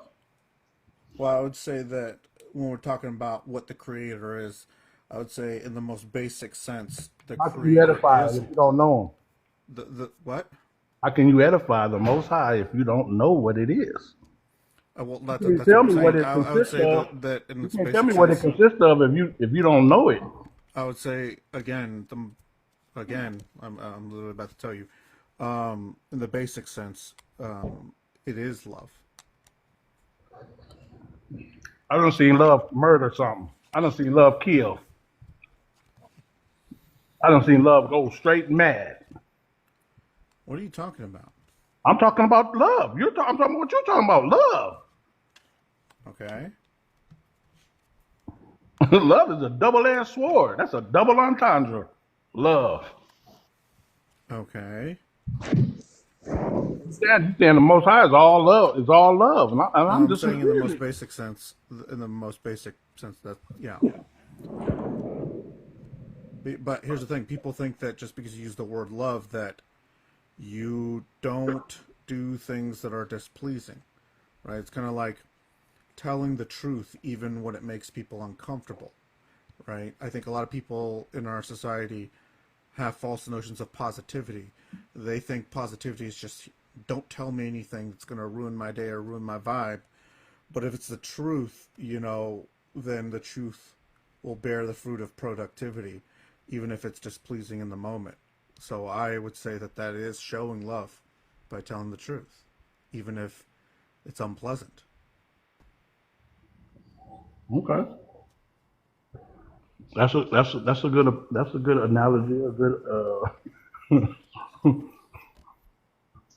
explanation of it. Right. So when I look at God in the basic sense of being love, that means that on the grand scheme of the cosmos, right, snuffing out or trimming or burning away, refining us like silver, meaning that some of us will burn away because the Lord is God is like a consuming fire, right? And He will refine us like silver. That means the impure will be burned away. That's how you refine silver. And so that Hold on. means in Wait a showing minute. love. Wait a minute. Pause. You said what? Right, because it says the God will refine us like silver. How he gonna refine you? Okay, so by putting With you to the what? fire, holding fire? you to the fire. Who did he send with the fire? It's what do you mean? Who did he send with the fire? Who did it send with the fire to refine you? Who did he send with the fire? Yes. The refining fire. Who? No, it says that God will. It says, "I will refine you like silver." If you look at this, it will hold you to the fire. Listen, this is what I'm saying. The Most High sent individuals to test you. Test that with that testing fire. He said, "Woe unto the inhabitants of the earth, for lo, I've cast Lucifer down to you." Woe unto the inhabitants of the earth, for lo, I've cast Lucifer down to you. So where do we say Lucifer dwells? In what? Right. He's the god of this world. Oh, I'm saying, where do they say he dwells? Well, beneath the earth. No, he said, woe unto the inhabitants of the earth. For lo, I've cast Lucifer down. He didn't say beneath the earth. He said Well, the I earth. mean, in Job, when he shows up to make And his what did the pitch. Most High say? What did the Most High Well, say yeah, to he say? said, "Where have you come? Where have you come?" He said, "Oh, from habitation beneath the earth, where I go to and fro." And what did he? And then what the Most High asked him About what? about Job? Oh, he said, "What do you think about my servant? There is none He like said, him." have you considered my servant Yeah, Job? yeah. Why would he say that to Satan? What about considering him? Yeah. He said, then Satan said, but you got a hedge around him. I can't get to him. Uh-huh. What did he send Satan to do to Job? Right. So Huh? No, I'm asking you. What did he send him to do? well, he sent him to pretty To much breathe put the that hurt fire on him. on Job. To On put Job. the hurt on him. Yeah, I know. Put the fire on him. That's his tester. That's your fire. That's your refining fire right there. Right. So I get what you're saying, and that I was gonna shorten it up by just saying trials and tribulations. But my point in bringing that up though is that in doing this, right, just you through something, putting someone through unpleasant trials and tribulations, right, doesn't mean that somebody doesn't love you. You could argue that it's because they love you that they're doing this to prune away or burn away your impurities, right? Because you will refine us like silver. That's the point that I'm trying to make. It's a connection I'm trying to make with that kind of allegory, right? No, I understand, but I'm just trying to. We were talking about silver being refined and using this fire, right? Right. Well, Yeah. the fire. Who was the refiner? Well, I mean, you're talking about who's allowed to tempt us and all that stuff. Well, I mean, yeah, I guess you could say, yeah, that is the accuser. Sure. He allows them to accuse us. So I get what you're saying there. My point in bringing that up though is that when we look at what I said before about what God is in the basic sense, it's love, and I'm trying to say how love can be utilized in this manner, and I'm just connecting it to the refining of silver, saying that a lot of people think that because you love somebody that nothing unpleasant will ever happen. And it's like, no, if you recognize that somebody has impurities and you need to cleanse them of those impurities, you will probably put them through something that might be unpleasing to them because you love them to get these impurities out of them. So, right, it'll put you to the fire to make you pure, right? That's the kind of connection I'm trying to make. You driving around? You want to walk the dog pound, like walking the dog in there. Walk the dog. It's nice on. No, I get what you. Oh, they are nice. I'm just trying to show you in scripturally. Yeah, but she's annoying. That All that, and I just don't feel like the tester has played to this point. I'm short. Yeah. That's all I can say. All right. Well, because you asked me what God is, and I said it's in the most basic sense, God is love. But a lot of people mistake love to be this thing where you gotta constantly just give somebody what they want, and it's like, no, that's not how love works, right? Because if you love somebody, sometimes you're gonna do something for them that they don't want you to do for them because it's what they need, right? Right. And that's the allegory I'm tying it to. I'm tying it to the refining of silver that's referenced in the Bible. Like, I will put you through the fire and refine you like silver. But with you saying that, right? I'm saying where the fire comes from. Yeah, you're saying that the accuser is the fire.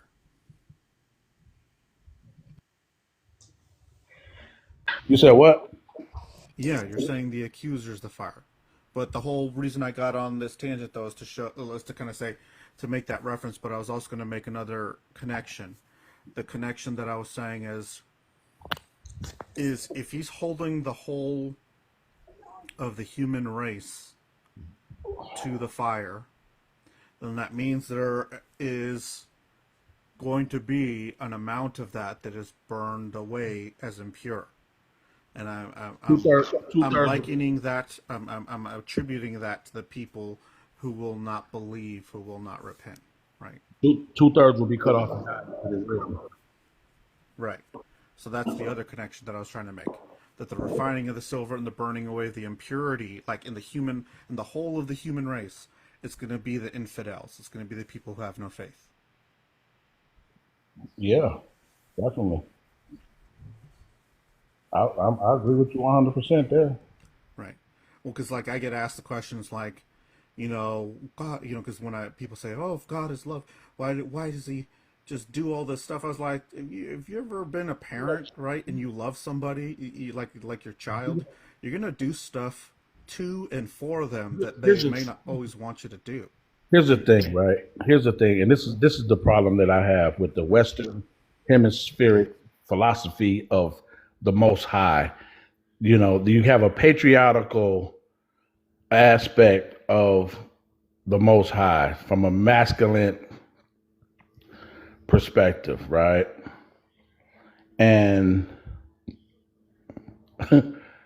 it's just not even logical to even perceive the Most High in that way of thought. You know what I'm saying? Because it's just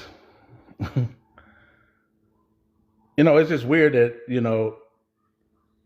it just goes against all divine feminine.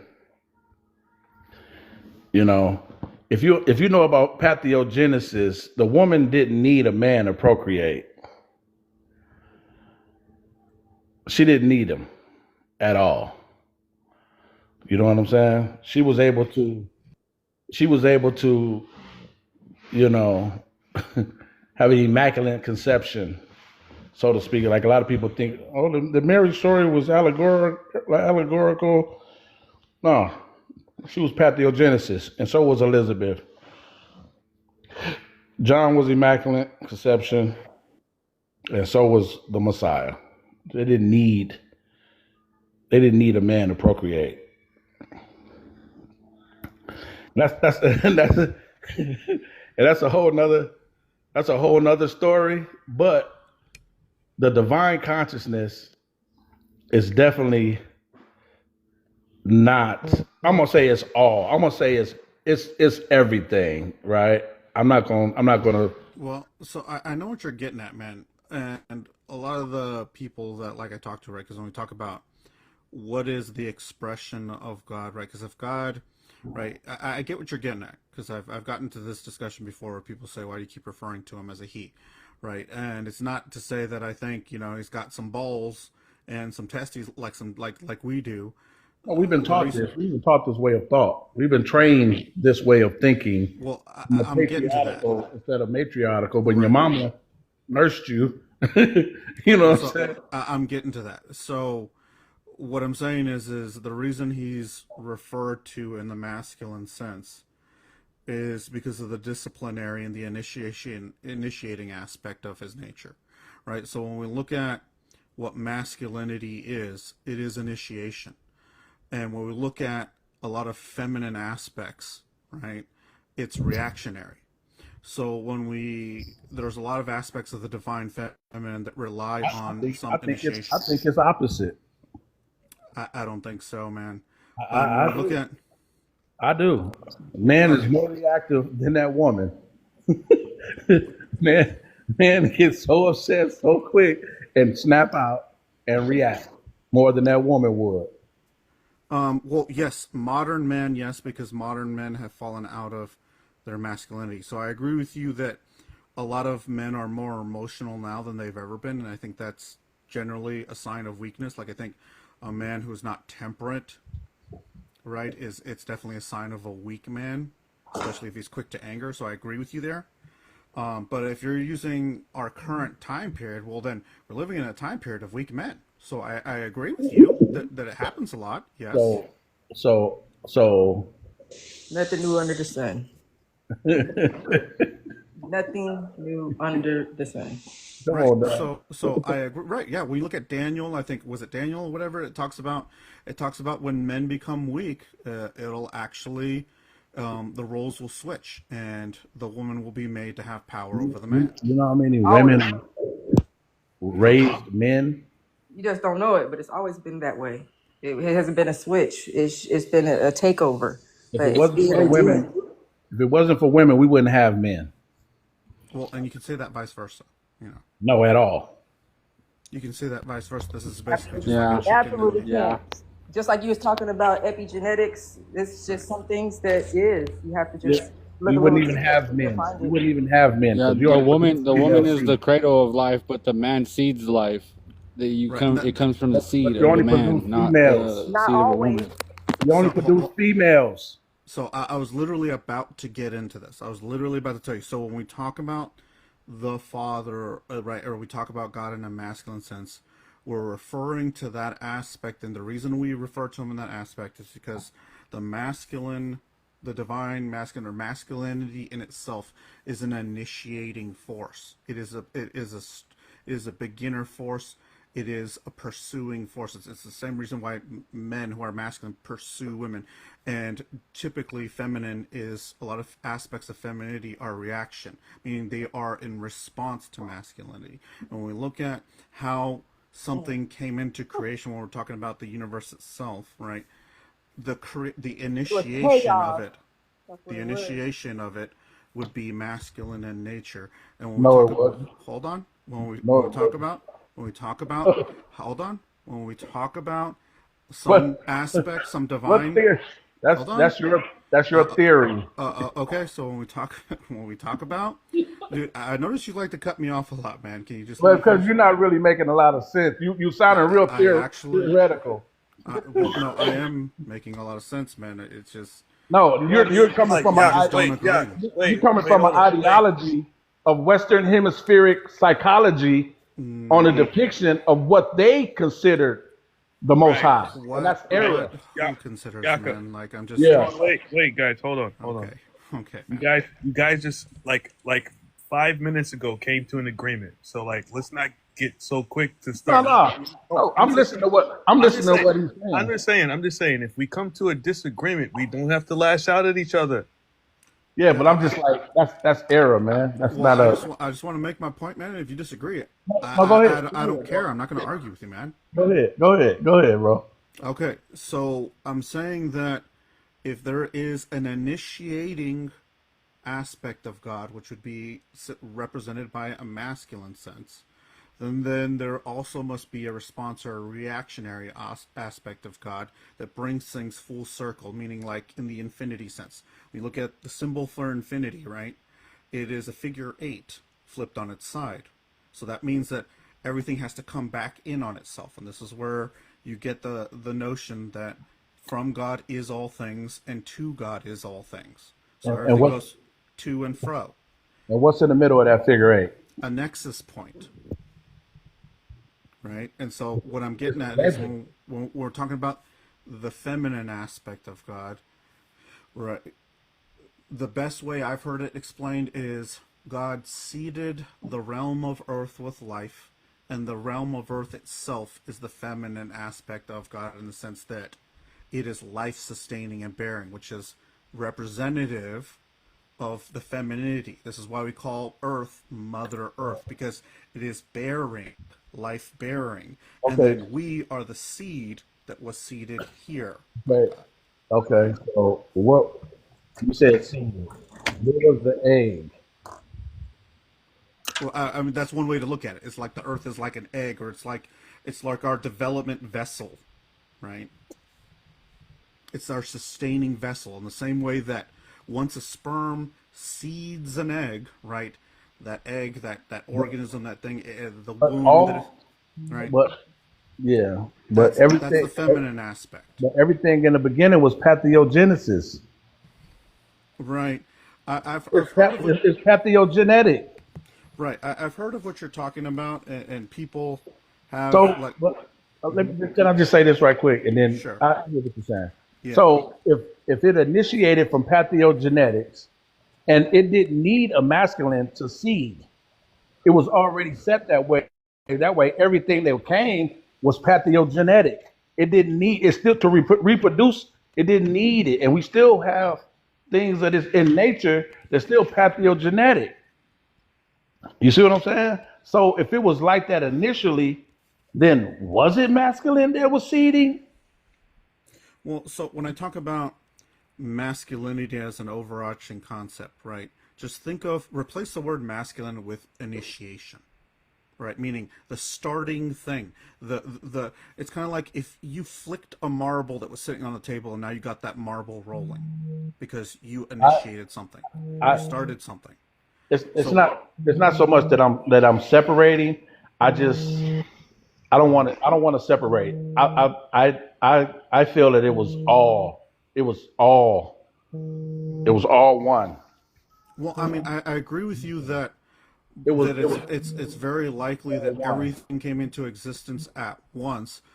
I'm saying that when we refer to God in the masculine sense, we're talking about the initiating aspect of Him, right? We're talking about the disciplinary aspect of Him, and when we're talking about certain feminine attributes, let's say like Mother Earth, right? I think we're talking about the feminine aspect, right? Which is sustaining, which is responsive, right? That's the nature of femininity. It responds, meaning it counters the initiation. So you have that positive and then the negative. You have push and pull. Does that make sense? That's Most how definitely. I'm right. That's what I'm getting at. Um, No, I hear and so you. I'm just yeah.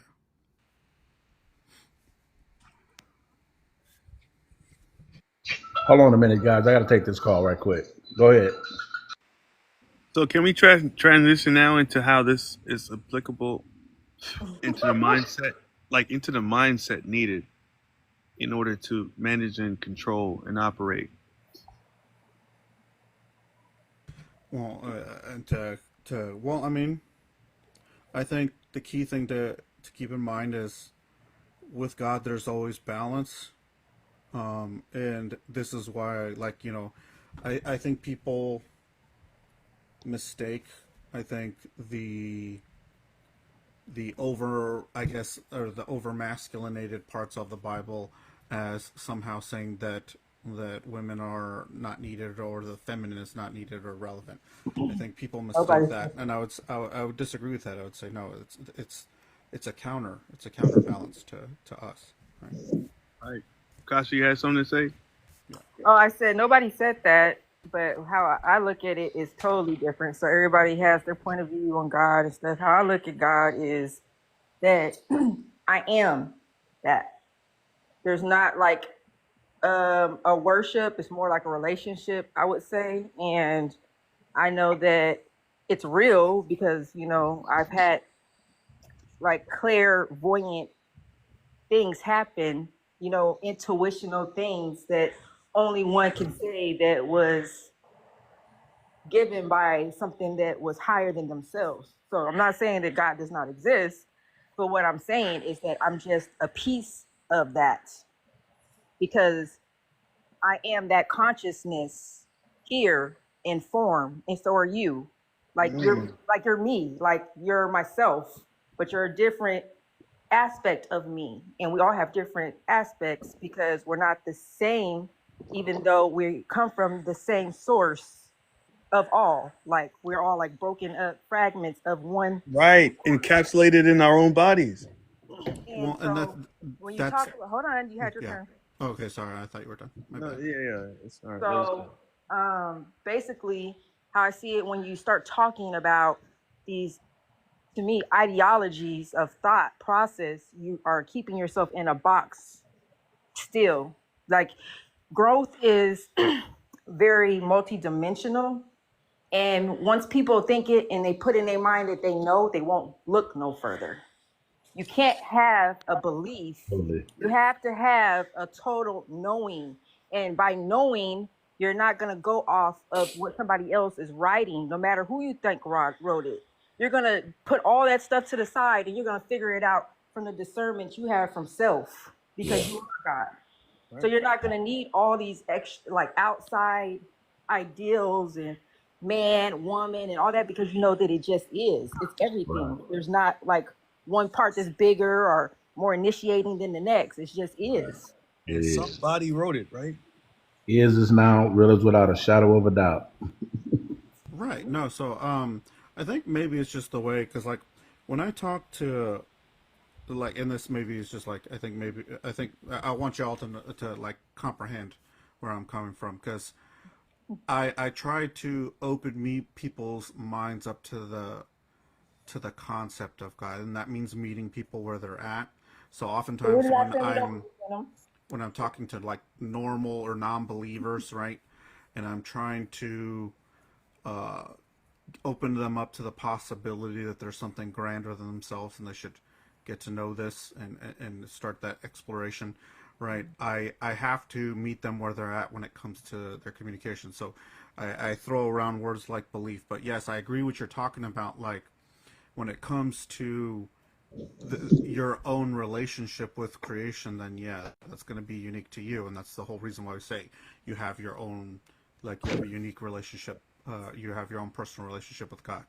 I'm talking about communicating outside of myself and trying to, meet atheists or non-believers, infidels, where they're at, and trying to get them to open up to it. But who is that? Who are you to even say that about those people, whether they be those things or not? Like, They're atheists, they're just against religion.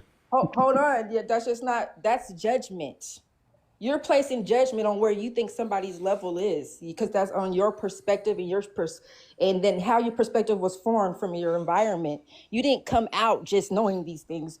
This was shaped and formed by your belief system from your environment growing up. Judge righteously, though. So. From the programming that's on TV, from the books that were given to us. This is a play. This is all an act. None of this is real.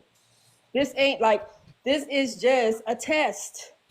Well, so I can just get stuck in like ideals of what you think it is, because you never know. We will never really know. I didn't have some weird shit happen, like superhuman shit. So I can just take what you just said and bend it right back on you. You're talking to me as if you know something, so I can just bend back what you just said and say, how do you know? I don't know nothing, really, to be honest. But what I do know is that you're me. But this is just how I think on this level, and vice versa.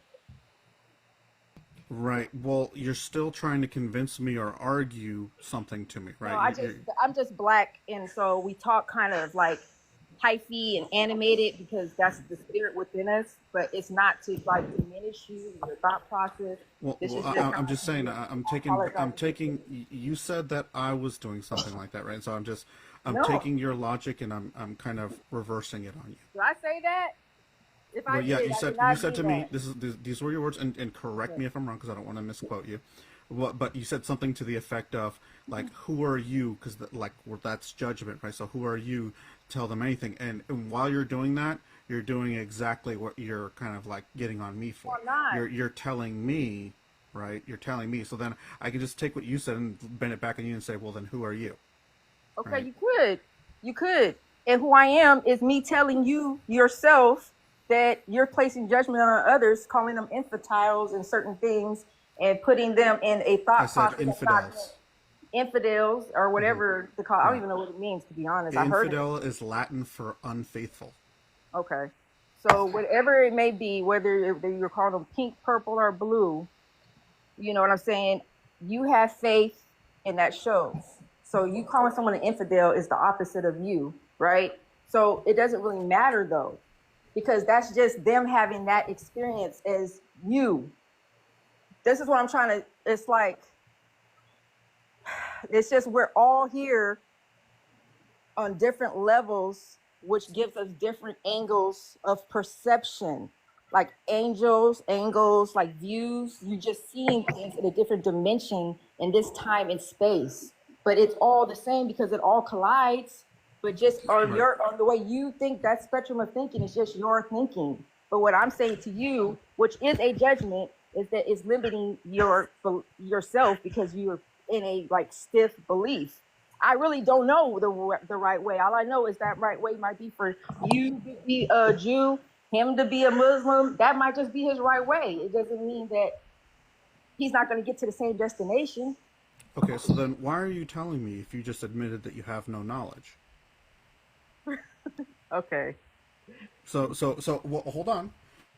Okay. This is very relevant, especially because we're talking about legal concepts. No, it's not You go relevant into because I'm going to disengage from you at this point because it's not okay. that serious. You know, I said how I felt about it. Like, I let you guys express yourself for like 15, 20 minutes. You know what I'm saying? So, you know, I had my 7-8 minutes, and now you're taking it really personal. And all I'm saying is that, you know what I'm saying? I don't think I am. I'm actually enjoying this conversation. I would like to go into it like more with you. Personal. Huh? I feel like you're taking it kind of personal because you're saying, well, you're saying you don't know nothing. Do you feel or do you know? No, I know that you're taking it personal because people don't like my light. So when I bring my light out, and I shine my light and I put perspectives on things that people don't want to look at because they live in a limited mindset, when I shine my light and say this could be this way, they get highly offended. And I see that often.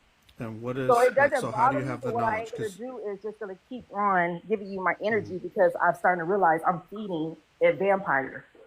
Well, I mean, you did kind of say that you know, and I guess I'm just curious on how you have that knowledge. Yeah, I know. I know that you're an energy vampire, and you get a kick out of this. Like you said, you like it, right? And I don't want to. What it is let's talk about something. Okay, so I think you're just misinterpreting what I said. I say that I engage, right? I meet people where they're at. So when I'm talking to non-believers, yes, it can be very adversarial, meaning we're constantly going against each other in the same way, like you go into a courtroom, right? It can be you versus them kind of thing, right? So you got to learn, like I'm just saying, like I've learned to recognize when certain things are in opposition to get to one another. Opposition is good. Everything can't be the same.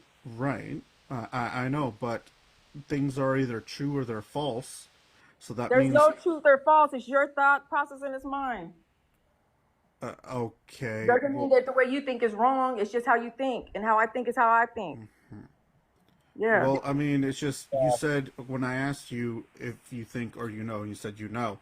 I know because this is me knowing as Kasha Johnson. I'm not you, so you know how you know. Kasha. Okay. Kasha, love. Why are you getting so angry? You're getting worked up. We're supposed to be building. You know I love you. You know I love you, but we're supposed to be building, but you're getting worked up. And the thing is, Tony is standing on that, I'm just going to be calm and I'm just going to keep asking you questions. And you keep coming back at him with the that's all I'm hearing. And I'm just stating from my third party perspective, right? And it's just like you guys talk about the courts. It's the same thing that goes on in the courts. They go in there and they'll go in there and charge you with this and charge you with that, and your first reaction is to start making statements back at them. Yeah, they'll do this to you in a court. I'll tell you what, the biggest ass whooping I ever received was from a federal judge in Northern California, man. Federal judges are fucking mean as fuck, man. Right, but like the thing is, like she's saying, like I'm not attacking you, but I'm just going over it, and like, and on the flip coin, Tony, you're just like I love it because I didn't just plant a seed that y'all gonna think about. However you perceive it to be, however you take it, you get what I'm saying. I know that you heard it. That's all I gotta say about it. Right. I mean, you know I see it as and I'm not. you're standing. And I'm sorry if you feel you're standing on your square. You're standing on your square, but like you're just way too belligerent. But then he's standing on his, but he's being the passive route. He's going the passive route. You think that way though, because you think what he's saying is being passive. It's passive aggressive, and you're used to that. Right. Where I'm from, we don't do that. We go all the way. I don't live. He's I playing go either the judge or. role. He's playing the judge role, and you're playing the defendant role, right? Is it difficult? Why are you being difficult? I'm just saying, I'd rather stand as the accused and just ask questions. It's just let's come to an agreement.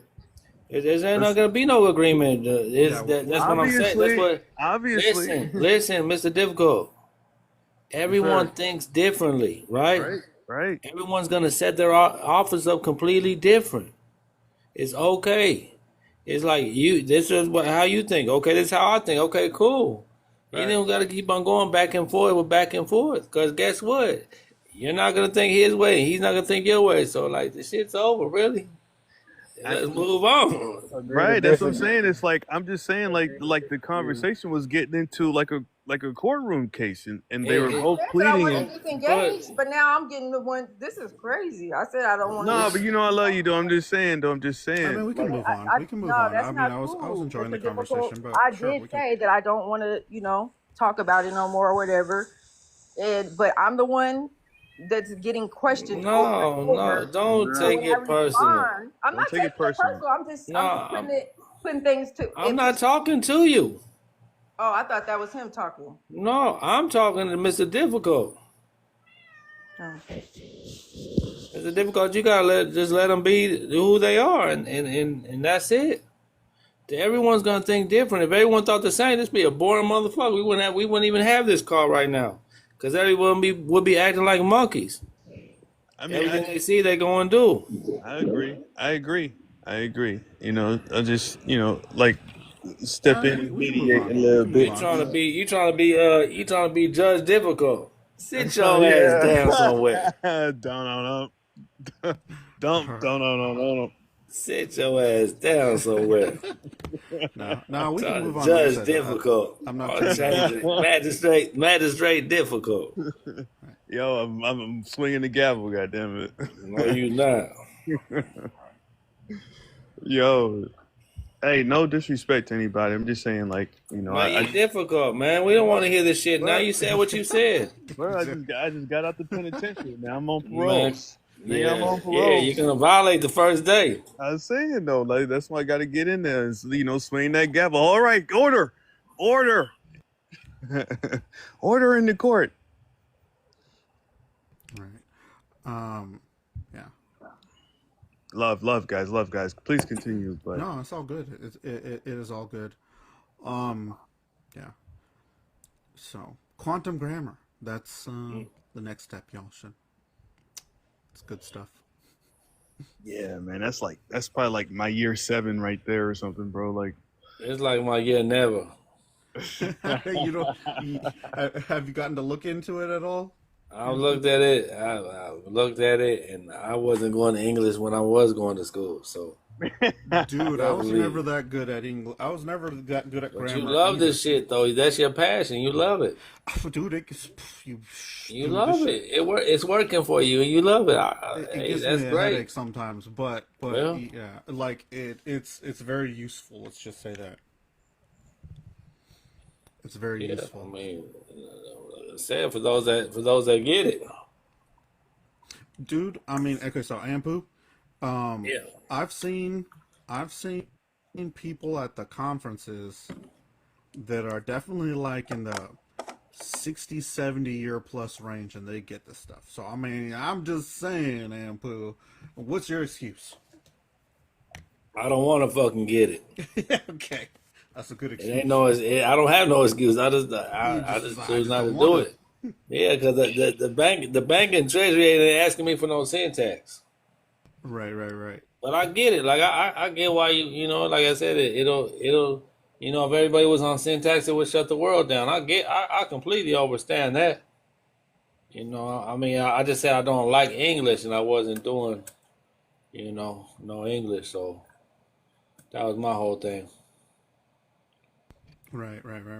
That's all. Well, I mean, it's come in handy in other areas of my life too, because I find myself I find myself getting deeper levels of meaning and understanding, and then sometimes also when people say things, I'm like, what did you mean by that? And more specifically, it helps me zero in more specifically on what people are saying, and then I know, like, it's helping me learn to ask the more important questions, and it's helped me out in a lot of other areas of my life.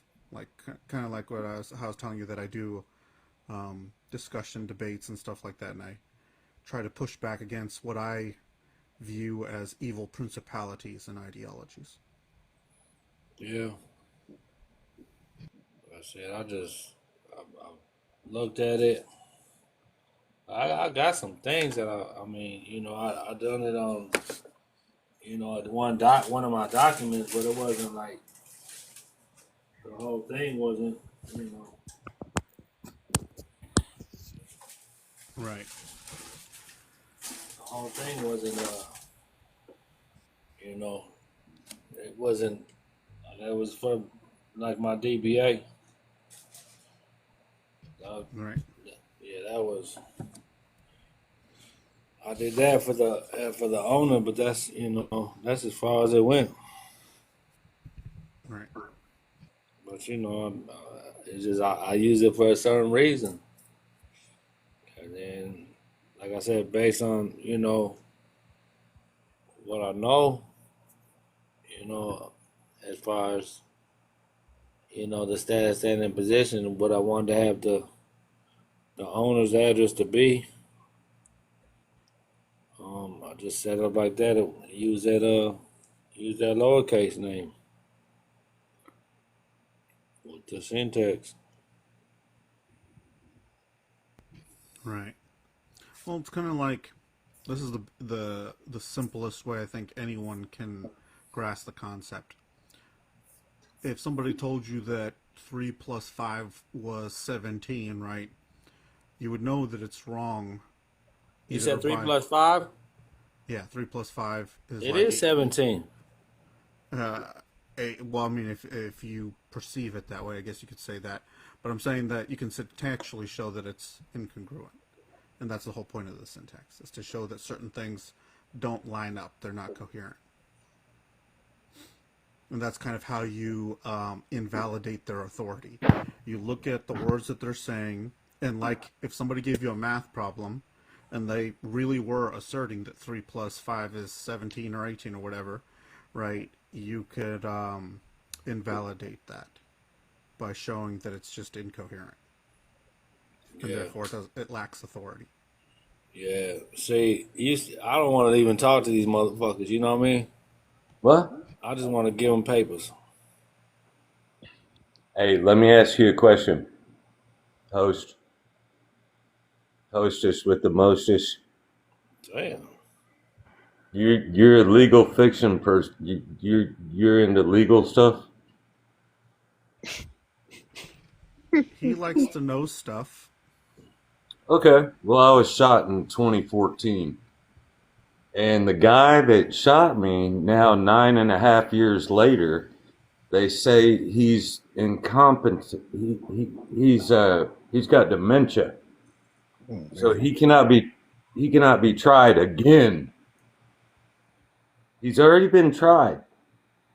So now they're telling me that this guy has dementia. So he's free and clear. How is that possible? Wait, how did a guy get tried for the same crime twice? Isn't that against double jeopardy? Exactly. Well, so if you're saying that they're not going to try him because of his dementia, but if you already got tried once, they can't try him against, not criminally, they'd have to maybe do something civilly and just tie something to the circumstance to some sort of civil liability? You can look the case up. Right. Well, I'm just saying that just seems like it would go against double jeopardy. Well, we can just throw all the laws away then, I guess, if somebody has already been tried and they're like, oh, well, now he's got dementia like almost 10 years later. We can just throw all of our rights in the trash can and the law. We can just throw it all in the trash. Right? Like well, you went to trial? Yes. Okay, and in the trial, the guy, what happened at the first trial? He was sentenced to 2 years in prison. Okay. But the thing is, he lost his case in trial. That means an automatic 20 years. So, and I'm sorry. I'm sorry.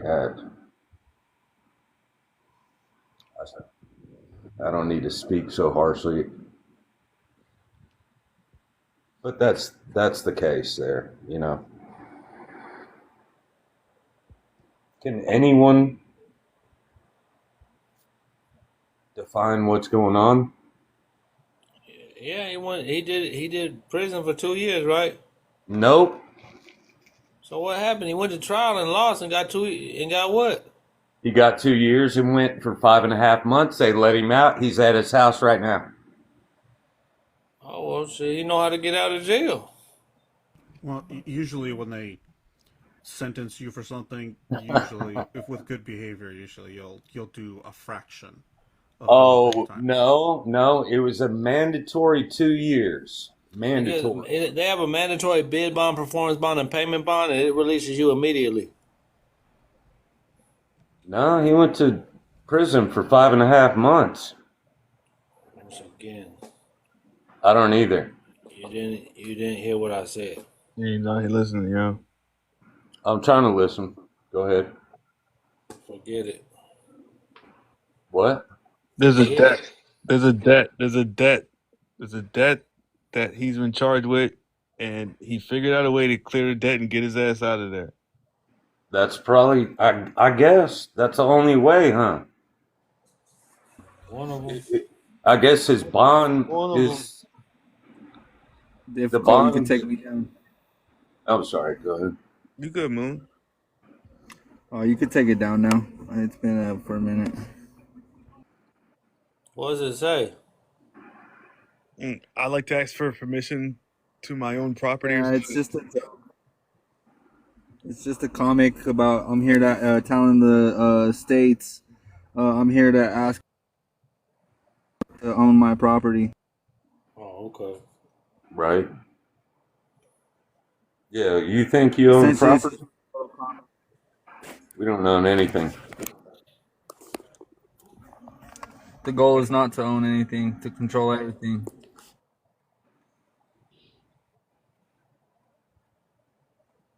I mean, my thing is like, we don't even own our own bodies. We're made from the dust of the earth. That's why they put you back in the dirt once your body expires, and it goes right back into the circle. That's why I said the goal is not to own anything, but control everything. Right, and you're controlling your flesh right now. You know. Yeah, I got 6 bullet holes in my body. It's still working though. Yes, sir. Still working. Still trying to, you know. Corey's asking about the GSAs, Ampu. What about them? Oh no, he said GSA question mark. What are we going after question mark? I don't know, Corey. What do you want to do? Right. It's too Y'all open. want me with y'all want to just I don't know what y'all are asking. I mean, he trying to start from the top with it. I dove into the GSAs for a minute, but then I kind of just left it alone after that because I wasn't getting a concise answer on certain things. What is a GSA? General Service Administration. General Service Administration bonds, where you sign a bid bond, a performance bond, and something else I can't remember, and then who's signing bonds? And then it releases you from prison. I'm guessing this is your first time really getting introduced to all this, man. It's just stuff that you're gonna have to learn about if you decide to learn more about the law. Anybody want to tell me how the guy that I've got 6 bullet holes in my body, nobody cares, and he's still sitting there, and they're talking about, he's got that nobody cares. Hey! It's not that nobody cares. It's just that you haven't. Are you interrupting me? Oh boy, here we go. Here we go. Well, Here we go. You kind of interrupted me, man. go. If you want to talk about Here we manners. go again. Here we go again. Guys, let's not be so emotional. Let's not take things so personal. Okay. Well, when you have 6 bullet holes in you, you might take it emotional. I understand that. I will understand that, my friend, because I've never taken bullet holes. But the thing is, you're breathing. Right. May I speak, sir? Absolutely. It's not that nobody doesn't not care. It's the fact that you have to understand the law on a different level. What? Right. The law is the law. That's right. It is. But you're not understanding it completely. Apparently. Right, and Chad, it's not that other people will not care about you in the course of your life. It's that no one will ever care about your life as much as you. Oh Lord, that's crazy. I was in the United States Marine Corps. I really don't care what people Are think you about really? my All right, life. so like I just came up with something. Chad. So say for instance, this guy that you're trying to claim now is incompetent, he's of unsound mind, but he probably has a power of attorney out there somewhere. He said he shot me. No, but he probably has a power of attorney out there. Somebody who I mean, he admitted it. Okay. right, right. I'm So trying. he's probably have somebody out there that would manage any claim that's made against the name that caused you injustice. There's probably ways in order to like sneak up under the bullshit and get to what you want. Yeah. Yeah. Right. Hey, Chad, I Yes. only came in at the very end, sir. And so I'm not even sure what your case is about. But Yes, ma'am. if you could please just really quickly just restate it for me real quick, I bet you I could give you Okay. an idea. 2014, I was shot in the back and shot. I got 4 bullet holes through my hand. The guy admitted it. He went to trial, and they gave him 2 years mandatory and served 5.5 months. And they let him out. And so he's at his house right now, and he's got dementia. So they said because he has dementia, he cannot be, I don't even know. So if I have dementia, let's go ahead and say I do. So I can shoot people? Huh. No, That's no. weird. Well, What Chad, exactly are you looking for? What is the remedy you're seeking? Justice. Okay, what kind of justice are you seeking? Justice by the law. Yes, sir. I understand that. I know you're getting really upset. He wants a dude behind bars. He wants a dude to pay for almost murdering him. Yeah, he put a gun to my head after he shot me. right. So, Chad, you were a Marine. What branch were you? Excuse me, what MOS? 1341 diesel mechanic. Okay, man. I was 7051 crash fire rescue. So, Hoorah. Semper Fi. Hoorah. Right. So, I like, yeah, man. Always good. Always pleasure to meet another Marine, man. I didn't get shot in the Marine Corps, but I did by a civilian. Right. I totally get you on that, man. Like, I made it through Iraq without a scratch, and then I came home and I got stabbed in a bar fight. So I took 20 stitches. So I get you on that, man. God bless you. Right. You as well, man. What we're usually, like, as we're learning more facts about what you're talking about, that's going to change the circumstance of things. Like, generally, when you admit to something, there's going to be more leniency, or the penalty generally sometimes isn't as bad. Is So it that sounds like right? you said this guy admitted to what he did. Yep. So did. I can give you the case number if you want it. Right. And Yeah. so, when people generally do that, usually there's, it doesn't end up as bad for them. And it just depends on the nature of what happened. Really? Right. So I have dementia now, and that disqualifies everything. Now I have dementia, and the law doesn't matter. It's not about disqualifies that. It's just that when they, Yeah, that's what happened. well, it's just that when they assign, like, a crime, right? That crime usually has a range of years. Usually, like, when you look at the laws for penalties and stuff, it'll say, no less than and not exceeding. Well, right? I hate to cut you off, but when you go to trial and you lose, then there's the maximum, right? That's not always how it goes. I mean, Oh, that is how it goes. Well, I thought I was in a law. The only reason I came on here, and I apologize, y'all, but I thought somebody actually knew the law here. Well, I mean, we do. Like, you can go look at the laws yourself. Look at the ones with penalties, right? And the penalties are always listed, by Look like it no up. less What's than the this amount penalty of for time and no shooting more, someone? and then not exceeding right a What is certain the amount of time. penalty for shooting somebody in the back?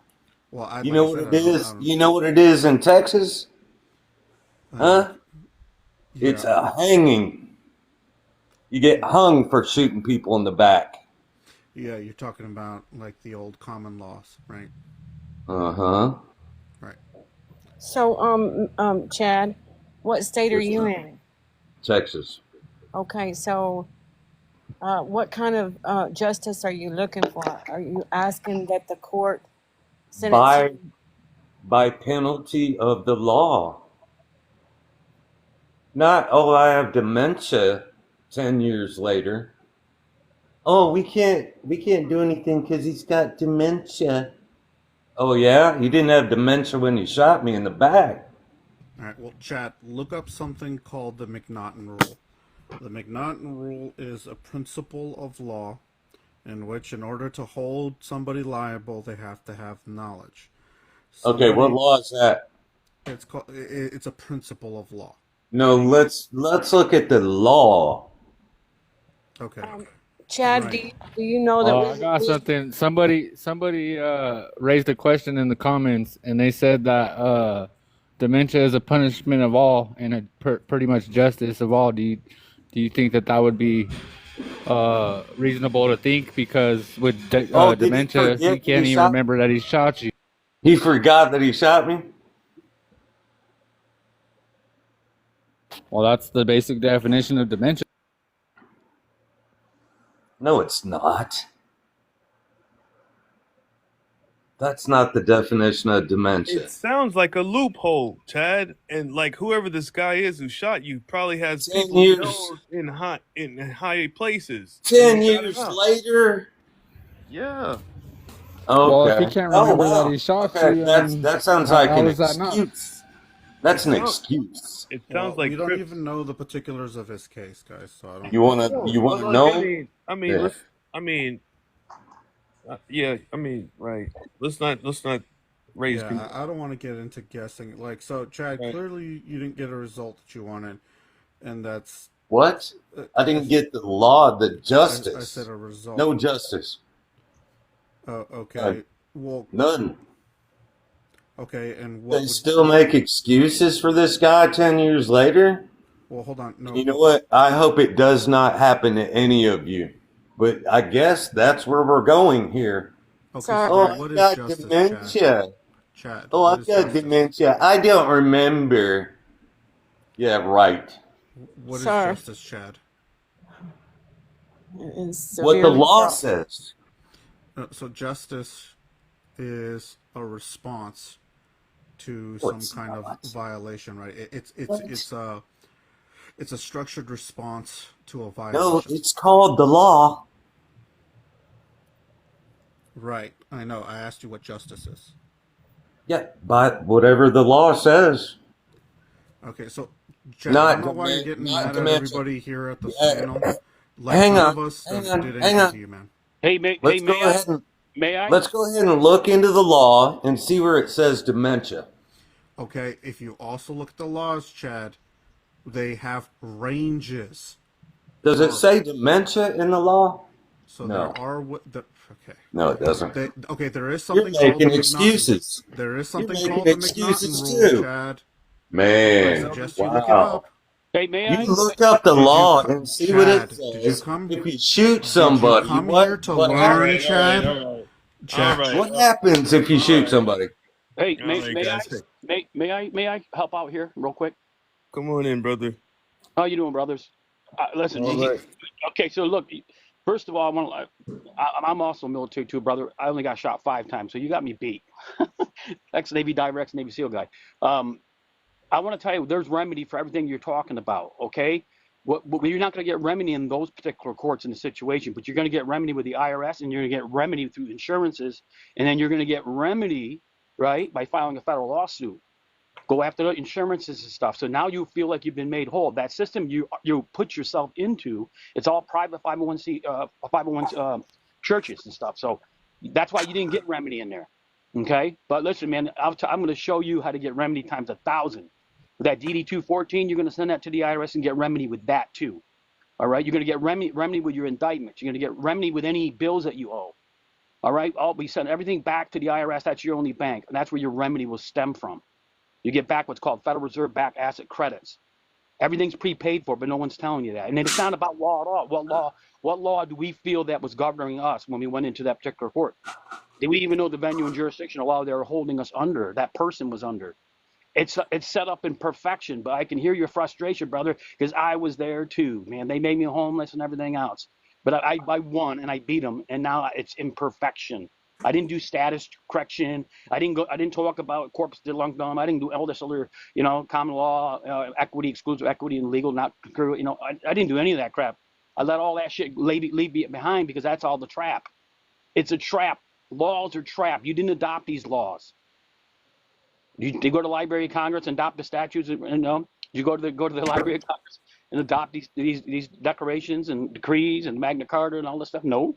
Why go into that? Why go into any of that stuff when you can just take any indictment, any bill, anything at all, and just send it to the United States Treasury and have a beautiful and wonderful life, and nobody can use that name. Oh Lord, I have a beautiful life now. Well, I'm just saying. What the hell are you talking about? I need to go back to the I don't know what you're government. talking about, brother, but I don't know why you got to cut in like that. Why you cut in like that, bro? That's disrespectful. You want to say, hey, can you yield? I'll yield. Just don't come in there like that. Yeah. I mean, come on, man. That's why we don't get anywhere. We're trying to help this guy. You're gonna come in with that sarcasm, Right. You know what I mean? Come on, man. We're here to help each other. It's not here for you to Yeah. start talking over me. Okay, I'll call the IRS and see what that. I mean, Elvis, what you just spit was cold. It's fire. It's fire. Matter of fact, yeah, come on. Like, I mean, like they don't even know. No, they don't, and They I'm not don't even even supposed to know. be talking about it because I know why you give it to people that don't know what they're doing with it. They're building communities. You're a bunch of Communities with stuff, crybabies. okay? You're a We're bunch of building beautiful crybabies. communities. We're building You're everything, man. building nothing. You're What's that? online. You ain't building nothing. Hey, I ain't Chad, built man. nothing, brother. Chad, See, look at you, man. Chad, You don't know nothing. you don't have to be here if you don't like Hey, it. like, Chad. hold on, Chad, like, Chad, I understand your pain. I don't know your intentions though. Like, you don't seem like you have good intentions, bro. He's not here to learn. He's not I'm humble. trying to But help you, brother. I'm trying to help you with that DD 214 and laws. I feel your pain, man. I feel your pain, Chad. When you got better energy, come back on, bro. I'm gonna disconnect you now. Yeah, it's a shame, really, because if you can't listen, I mean, you know, crybaby. I get where he's at, but first of all, he's military, all right, and I know how it feels to be military because what they're doing, open these borders and walking over military people, and then they're doing like he got shot and he's got no remedy. I completely understand that. They made me homeless twice doing this stuff. Okay, they didn't want me in the state of Texas, but I still sit here. You know why I can sit here? Because they can't touch the name. They cannot touch it. There's a data breach if they do. Okay, so I was just trying to give this man fire. That's the only reason I spoke up, or else I don't speak up online. See, for him to dismiss that information, he's never going to make it. Elvis, he was like that since he got in here. He Yeah, I know that, but I felt his pain, and I could tell he was drinking because that'd usually be me and stuff. So, you know what I mean? But Yeah, I mean, I'm telling you guys. I even told him because like I'm a former Marine myself, so. Yeah, I knew you did. I appreciate I thought that. that could calm him down, but. Yeah, well, it did a little bit. Then he went back to nobody can help him, and he starts calling people crybabies. Like, what the fuck? Yeah, use my language. No, but when he said law, I was going to ask him, what law are you saying that you were governed under? Because I want to hear it. He doesn't even know that he was probated on. Right? He's foreclosed, probated, and adjudicated on in rem proceedings. That's what they're doing. You're in probate when you go into those courts because they're private 501c3 churches, right? And the prosecutor doesn't even have a notarized sworn affidavit that he has firsthand knowledge or anything. There's no proof of service. Oh, you guys want to write this down? You guys want to write this one down? I found this is a gift right here. Okay, and it's a gift. And I mean, if you got somebody in jail, I wouldn't give it out to everybody, but it is a gift. Let me know if you guys, are you recording this or something so somebody can get this? We got the replays, brother. I got my pen ready. Woo, woo. All right, so I want you to look up. Hey, let's just don't get banned. Let's don't get banned because if we get banned, I lose the replay. It's just a code. Are we gonna get banned for a code? No. I'm just saying, Just like, let him you get know. to it, man. I'm excited. Yeah. Well, I don't want you to get banned because I know I got kicked off TikTok. That's why I'm moderating. I'm playing the role right Bro, now. I've been holding this pin for like the last Okay, 30 well, seconds. all I'm going to tell you to is the guidelines. all I can say is that the information I'm about to give out it's easily readable. So I don't know why they would ban us from reading something. But anyway, under the United States at large, volume. Now this is weird. 1/5 5th Congress /2nd 2 ND session chapter 49. Look that up. Hope I wrote it down right. Let me see if I got this right. U.S. at large, volume 1/5, Congress second session. Second session. Chapter what? 49. Chapter 49. Now, I'm going to break it down real quick, but I want you to do your own study and research because it's powerful. It says basically when they're because what they're doing that they're actually putting the the estates in escrow by putting it into a holding company, right? Called the state whatever correction. It literally says if you cannot pay a debt, right?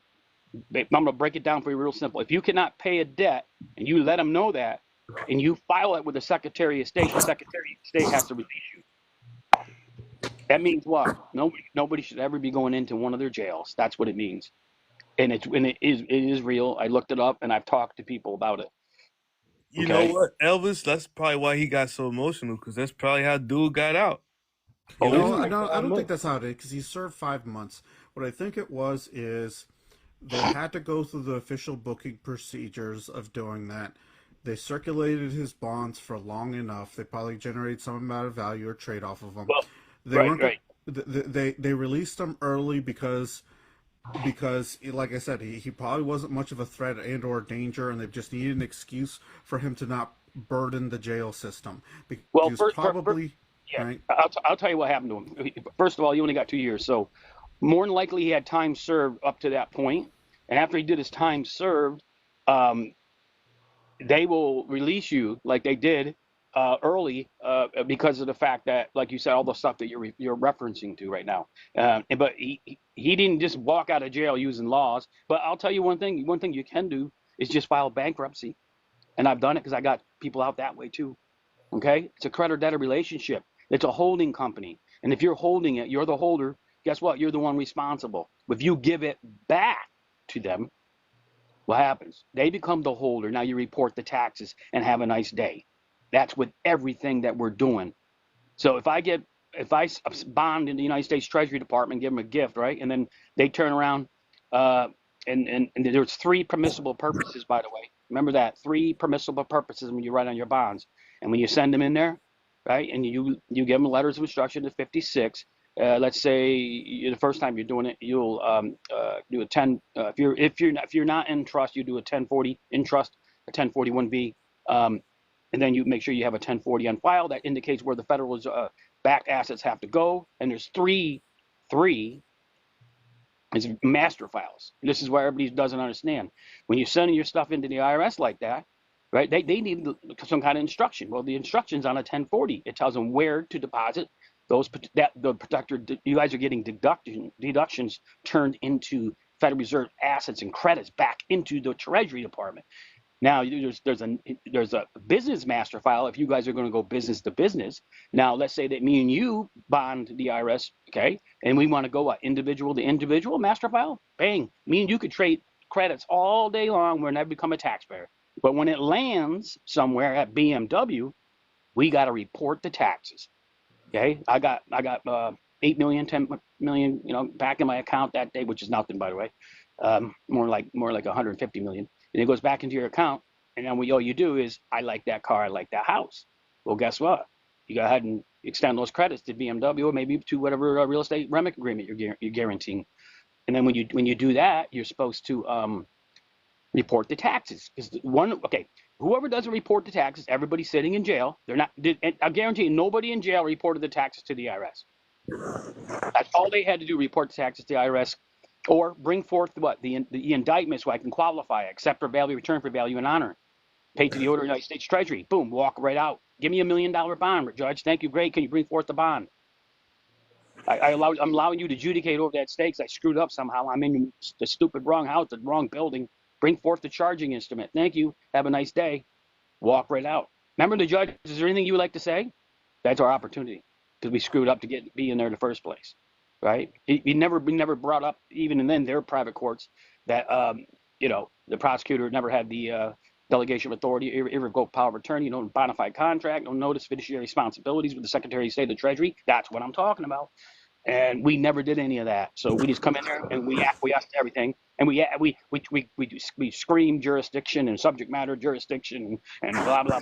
But we never said, Judge, can I get all the affidavits on the record that the prosecutor here has firsthand knowledge in a contract with that particular named state without my express written or implied consent? Because I'd like to see it real quick, if you don't mind. And could we please get him to swear in on the record? And also, where's the injured party? Can I get the affidavit from the injured party as well? And by the way, if he thinks he represents that named state without my express written implied consent, I would love to see what kind of contract or where he has the irrevocable power of attorney to do it. He does not. Therefore, if he does believe he does, therefore he is fired. Now, Judge, let's continue to go forward. I want to, at the end of the day, I want all the rights, subrogation, all the bonds, bid, payment, performance bonds, appearance bond. I want to get all the dividends, debunkers, and I want that disputed ownership funds. And I need the clerk of the court to go ahead and stroke off the proceeds at the end of the day because I got me a golf outing. What do you think they're going to say? What do you think they're going to say? Holy fuck, Houston, we got a problem. Just like they said to me, could you please leave the state of Texas? Well, I still sit here in the state of Texas after being 2 felony convictions, 4 years of probation. And then now also got my restoration of rights, never been arrested, never been convicted, never found guilty. What? What do you mean? I did 9 months, on probation. You threw me down, broke my arm, 7 months, being held, detained illegally. So wouldn't even allow me to bring forth the indictments and all that. And then I did a great job in court. That's why she got scared. I did too good of a job in court by calling out that they didn't have any of these documents on record. And there was fraud upon her court under duty of candor and professional responsibilities. I said, Judge, there's fraud upon your court because the prosecutor here believes he represents this. He does not. Let it be known on and before the record. Oh, Judge, you mind if I read my own affidavits into the record? I want to create my own record because apparently there isn't one here that's being created. So I'd like to create it on behalf of that named state. Bang. Now she was in trouble. Now you do accusive backtracing, right? Just like he said, oh, I went to jail. I was trying to get to him because if they adjudicated review, right, it's a financial. In jail? What's that? The lady that you got in trouble. The lady? Yeah, the judge. Oh, no, you know what, brother, I got to be honest with you, man. I ain't going to lie to you. That's why she asked if I leave the state of Texas. I do have these struggles during the day. I know that I could go after her for judicial misconduct. And go to the chief district court judge, and I go right up to the board. All right, I know exactly what to do to really remove her from the bench. But I'm going to be honest with you. The whole time I got dragged before her, she kept bringing back the case, and I was always wondering why she would do that. She was actually trying to give me every clue she could possibly give me because she knew I was toxic to her. Her and the prosecutor started arguing back and forth. Ma'am, you're practicing law from the bench by giving him legal advice. I mean, she was really rooting for me. And so, with that right there, it was a lesson for me. And yes, it's very difficult, but I wouldn't go back after her, but I will go back after the insurances. Okay. Could you imagine throwing a guy down, breaking his arm, and also now he's never been guilty, never been convicted? I mean, come on. And I went and got what's called restoration of rights, which is now called, what do they call it? It's not restoration. It's going to be. I'll think about it in a second. Inventory. We're listed as inventory. So I went to the 3rd floor in Harris County, walked right up there and asked for the the restoration of rights. When I walked into the room, I noticed. I looked to my left, and there ain't nothing but all these prosecutors just all dressed up like they're going to the bank. All these little. And then I see one window open, so I just go over. I see all these guys staring at me like apparently never saw anybody go on the 3rd floor before, right? I go look, hey, how you doing? I need a certified copy of this case. She goes, you got this, you got. And I'm looking for restoration rights. Oh yeah, it's not called that anymore. Oh, it's called inventory. Okay, yeah, I'm acting like I knew what I was doing. I'm not gonna lie to you. I just didn't know. I was just winging it, man. And she gives me this restoration rights, and I was reading it. And when I read it all the way down to the very bottom, it says the following individual was never arrested, never found guilty. Okay, and never, all that. So when I read that, and the very top of it, this is very important. You know what it says? Voluntary. then that's the name of your restoration of rights. It says voluntary. I voluntarily gave away my gun rights. I voluntarily put myself into prison, into jail. We volunteered to do all this stuff. And when I read that, I was just like, I almost want to kick myself in the ass, but it was great confirmation for me.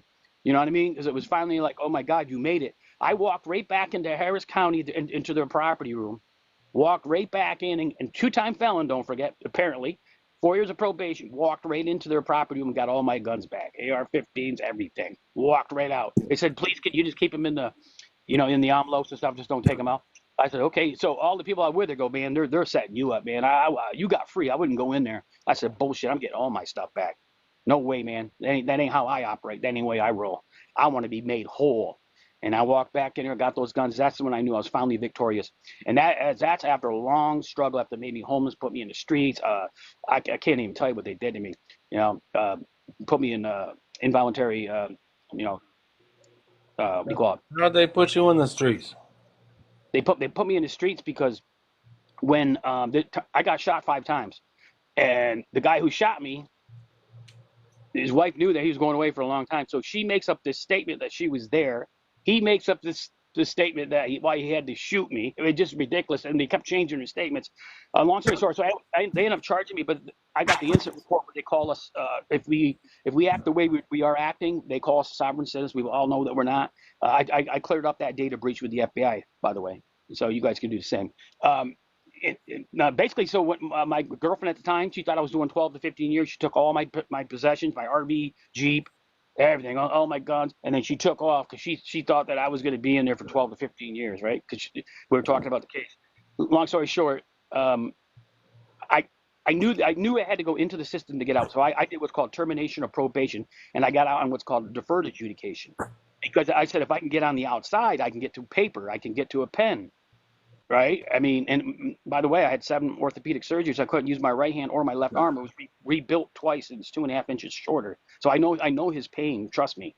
So when I got out, no cell phone, no money, nothing. But walked out that door, Harris County. I looked all around. I'm going, oh my God, where am I going to try to sleep tonight? But I'm a veteran, so that kept that in my head. I'm a veteran. I walked all over the place, and this woman gave me $3, one $3 bill. And I came to her, I didn't even say nothing to her. She just reached in her pocket and handed it to me like she knew. I never said a word to her. I go, oh, well, thank you. And then I tried to get on these buses and stuff.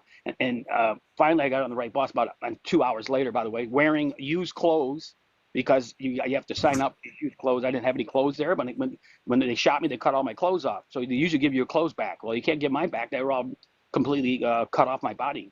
I mean, I was bleeding out in the middle of the street. So long story, I get out, and then I make it back to the veteran. And long story short, I got back out of there. I went to this U.S. Vets homeless shelter to stay alive. And then I went back, and I went to, while on probation, went back to Louisiana and got all my RVs back, got everything back, came back to Texas, and then I fought the probation. It's called termination of probation because I knew I could do that. And you can terminate any probation or parole in one day. Don't anybody ever blow smoke up your ass. It's a contract. That's all it is. It's an additional contract to the contract, all fraudulent. Anyway, so I beat that. I had to go meet with the judge or the so-called co-attorney, which is #1 lead investigator. That judge sent me, by the way, this guy, said, ask him if he can co-counsel with you. And I allowed it, and I got out, and I still know the guy's name's Neil Davis. He's the #1 guy here in Harris County. He's one of the best investigators and all that. He did my case. He knew I was innocent. So long story short, I got my stuff back, and the next thing you know, I went after termination of the probation, and sure enough, I terminated probation. I got a phone call, and I called back, and the woman said, she said, you no longer are on probation, and I got my restoration rights, and I was never arrested, never found guilty, all that stuff, never been convicted. Now I went back going into the forensic audit of the thing is I can go prove ownership over that funding, over those bonds that they created. See, they sell their bond, and this is how they really wanted me off probation. It's fast because I asked certified copies when people get, adjudicated again. Nobody really has the wedding signed contract or even if you sign it on one of their little electronic terminals.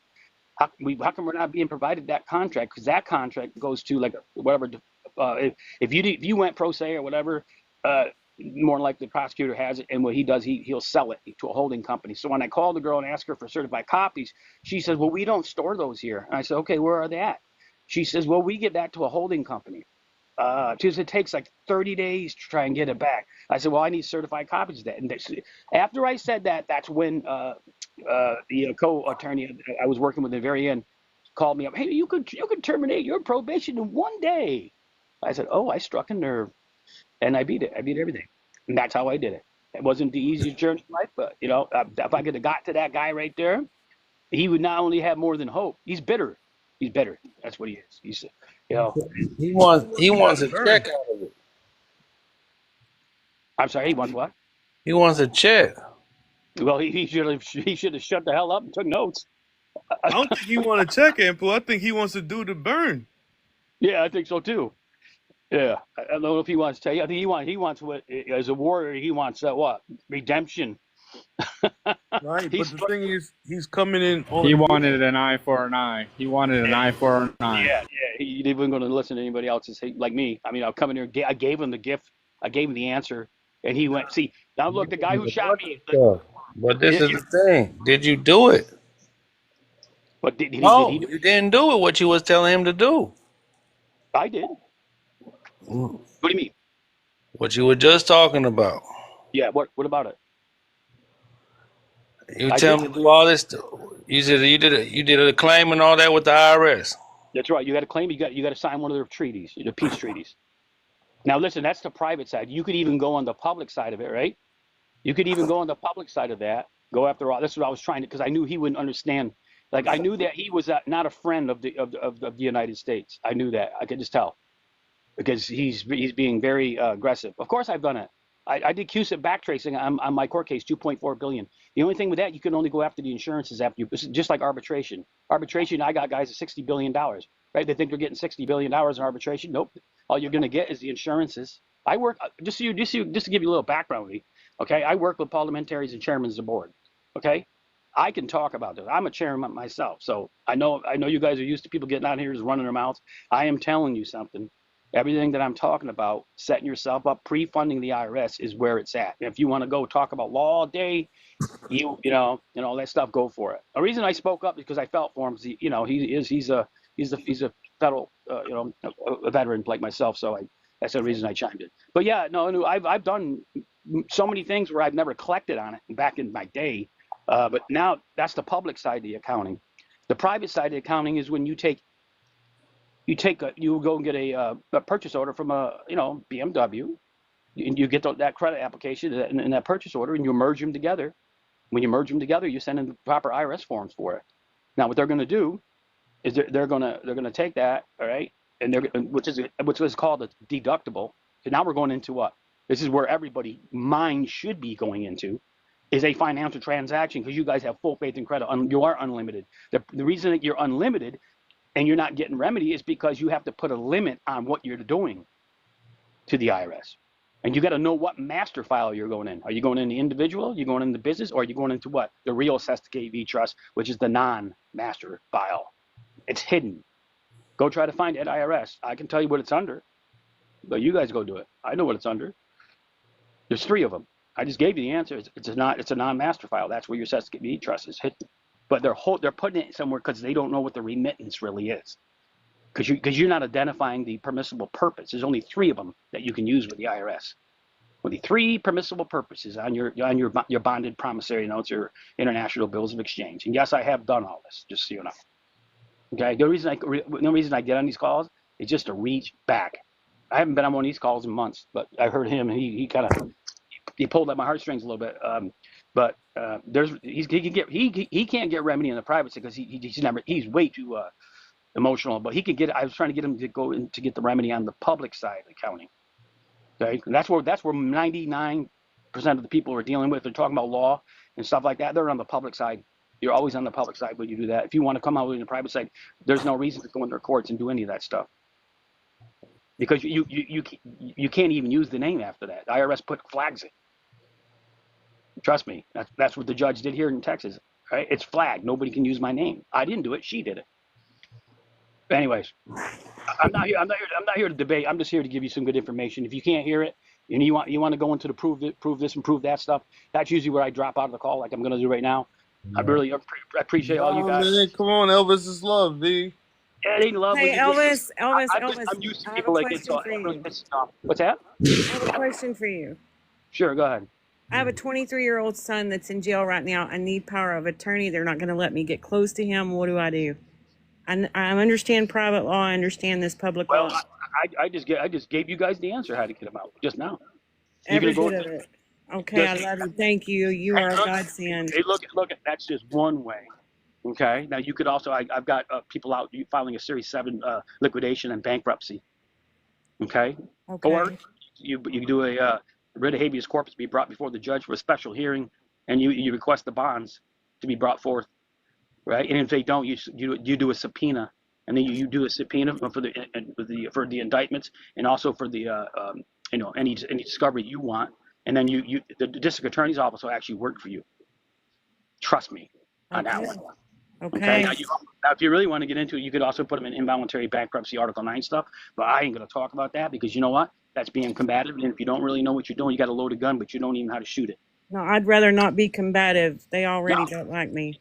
Okay, so guess what? He's being held in there for a reason. Why? Because he's in dereliction, because he's in dishonor, because he's not quite he didn't sign it and have a nice day. So now you could go after it that way, or go after the fact that he doesn't really understand all this stuff. It's almost like you put him in probate, the named estate in probate like they do, and then you're just filing a Series 7 liquidation on it. Okay. You can reach me. You can reach me. I love helping people like that right there. Get out. Okay. And then he has to go after all the abandoned securities. Remember, you got to zero out his account at the end of the day, like Walmart. Right? Yeah, you can run around with a positive side of the account, but what you want to see in your accounts is a negative balance. Then you go spend it, right? Now you spend it, and then you have to report it. When you spend it, it becomes positive. So BMW now becomes the holder, and you become the holder in due course, because you don't want to be holding anything. If you're holding, you're going to jail. If you're holding, guess what? You're the one paying the tax on the BMW. Let BMW pay the tax, because all those vehicles are prepaid for too. Right. Get me? So, anyway, I'm telling you, if you guys listen, that's where you're going next. You won't be talking about law. You won't be argumentative. You won't be doing a nationality status correction. You won't be doing any of that stuff.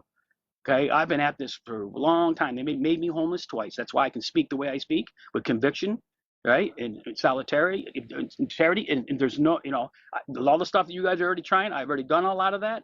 I've actually had success doing rights of subrogation and stuff like that. I did have success with qualified bankers acceptance and stuff like that. All that does, though, is shut down the public side of the accounting.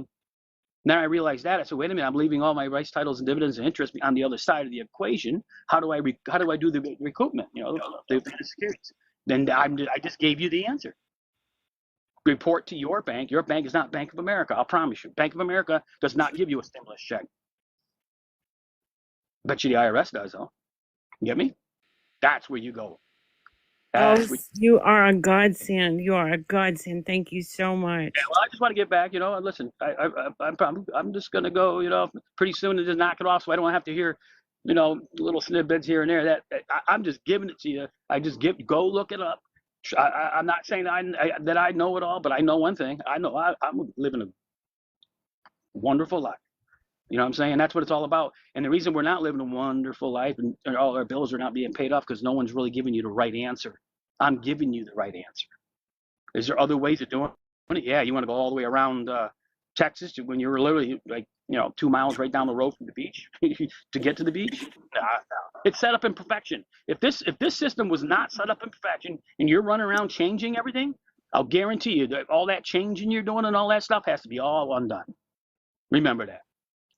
Okay, and when you qualify, the financial transactions, put the right IRS forms, put the right instructions, 56, boom. Maybe you might want to pre-fund the IRS before you do anything. That might be something you want to consider. So what's lawful consideration to the IRS, I wonder? Think about that one. What passes title? I bet silver does. Anyway, appreciate you guys. Just want to jump on there. I was trying to help that veteran, but apparently. Thank you, Elvis. Thank you so much, sir. We lost him, but anyway. Yes, you too. And you can reach out to me. You got your kid in jail, right? You're the one? Okay. Yes, sir. Yeah, you can feel free. I'll help you with that. Okay? All right, guys. Have a good night. Thanks for letting me on. I appreciate it. But go look up that law.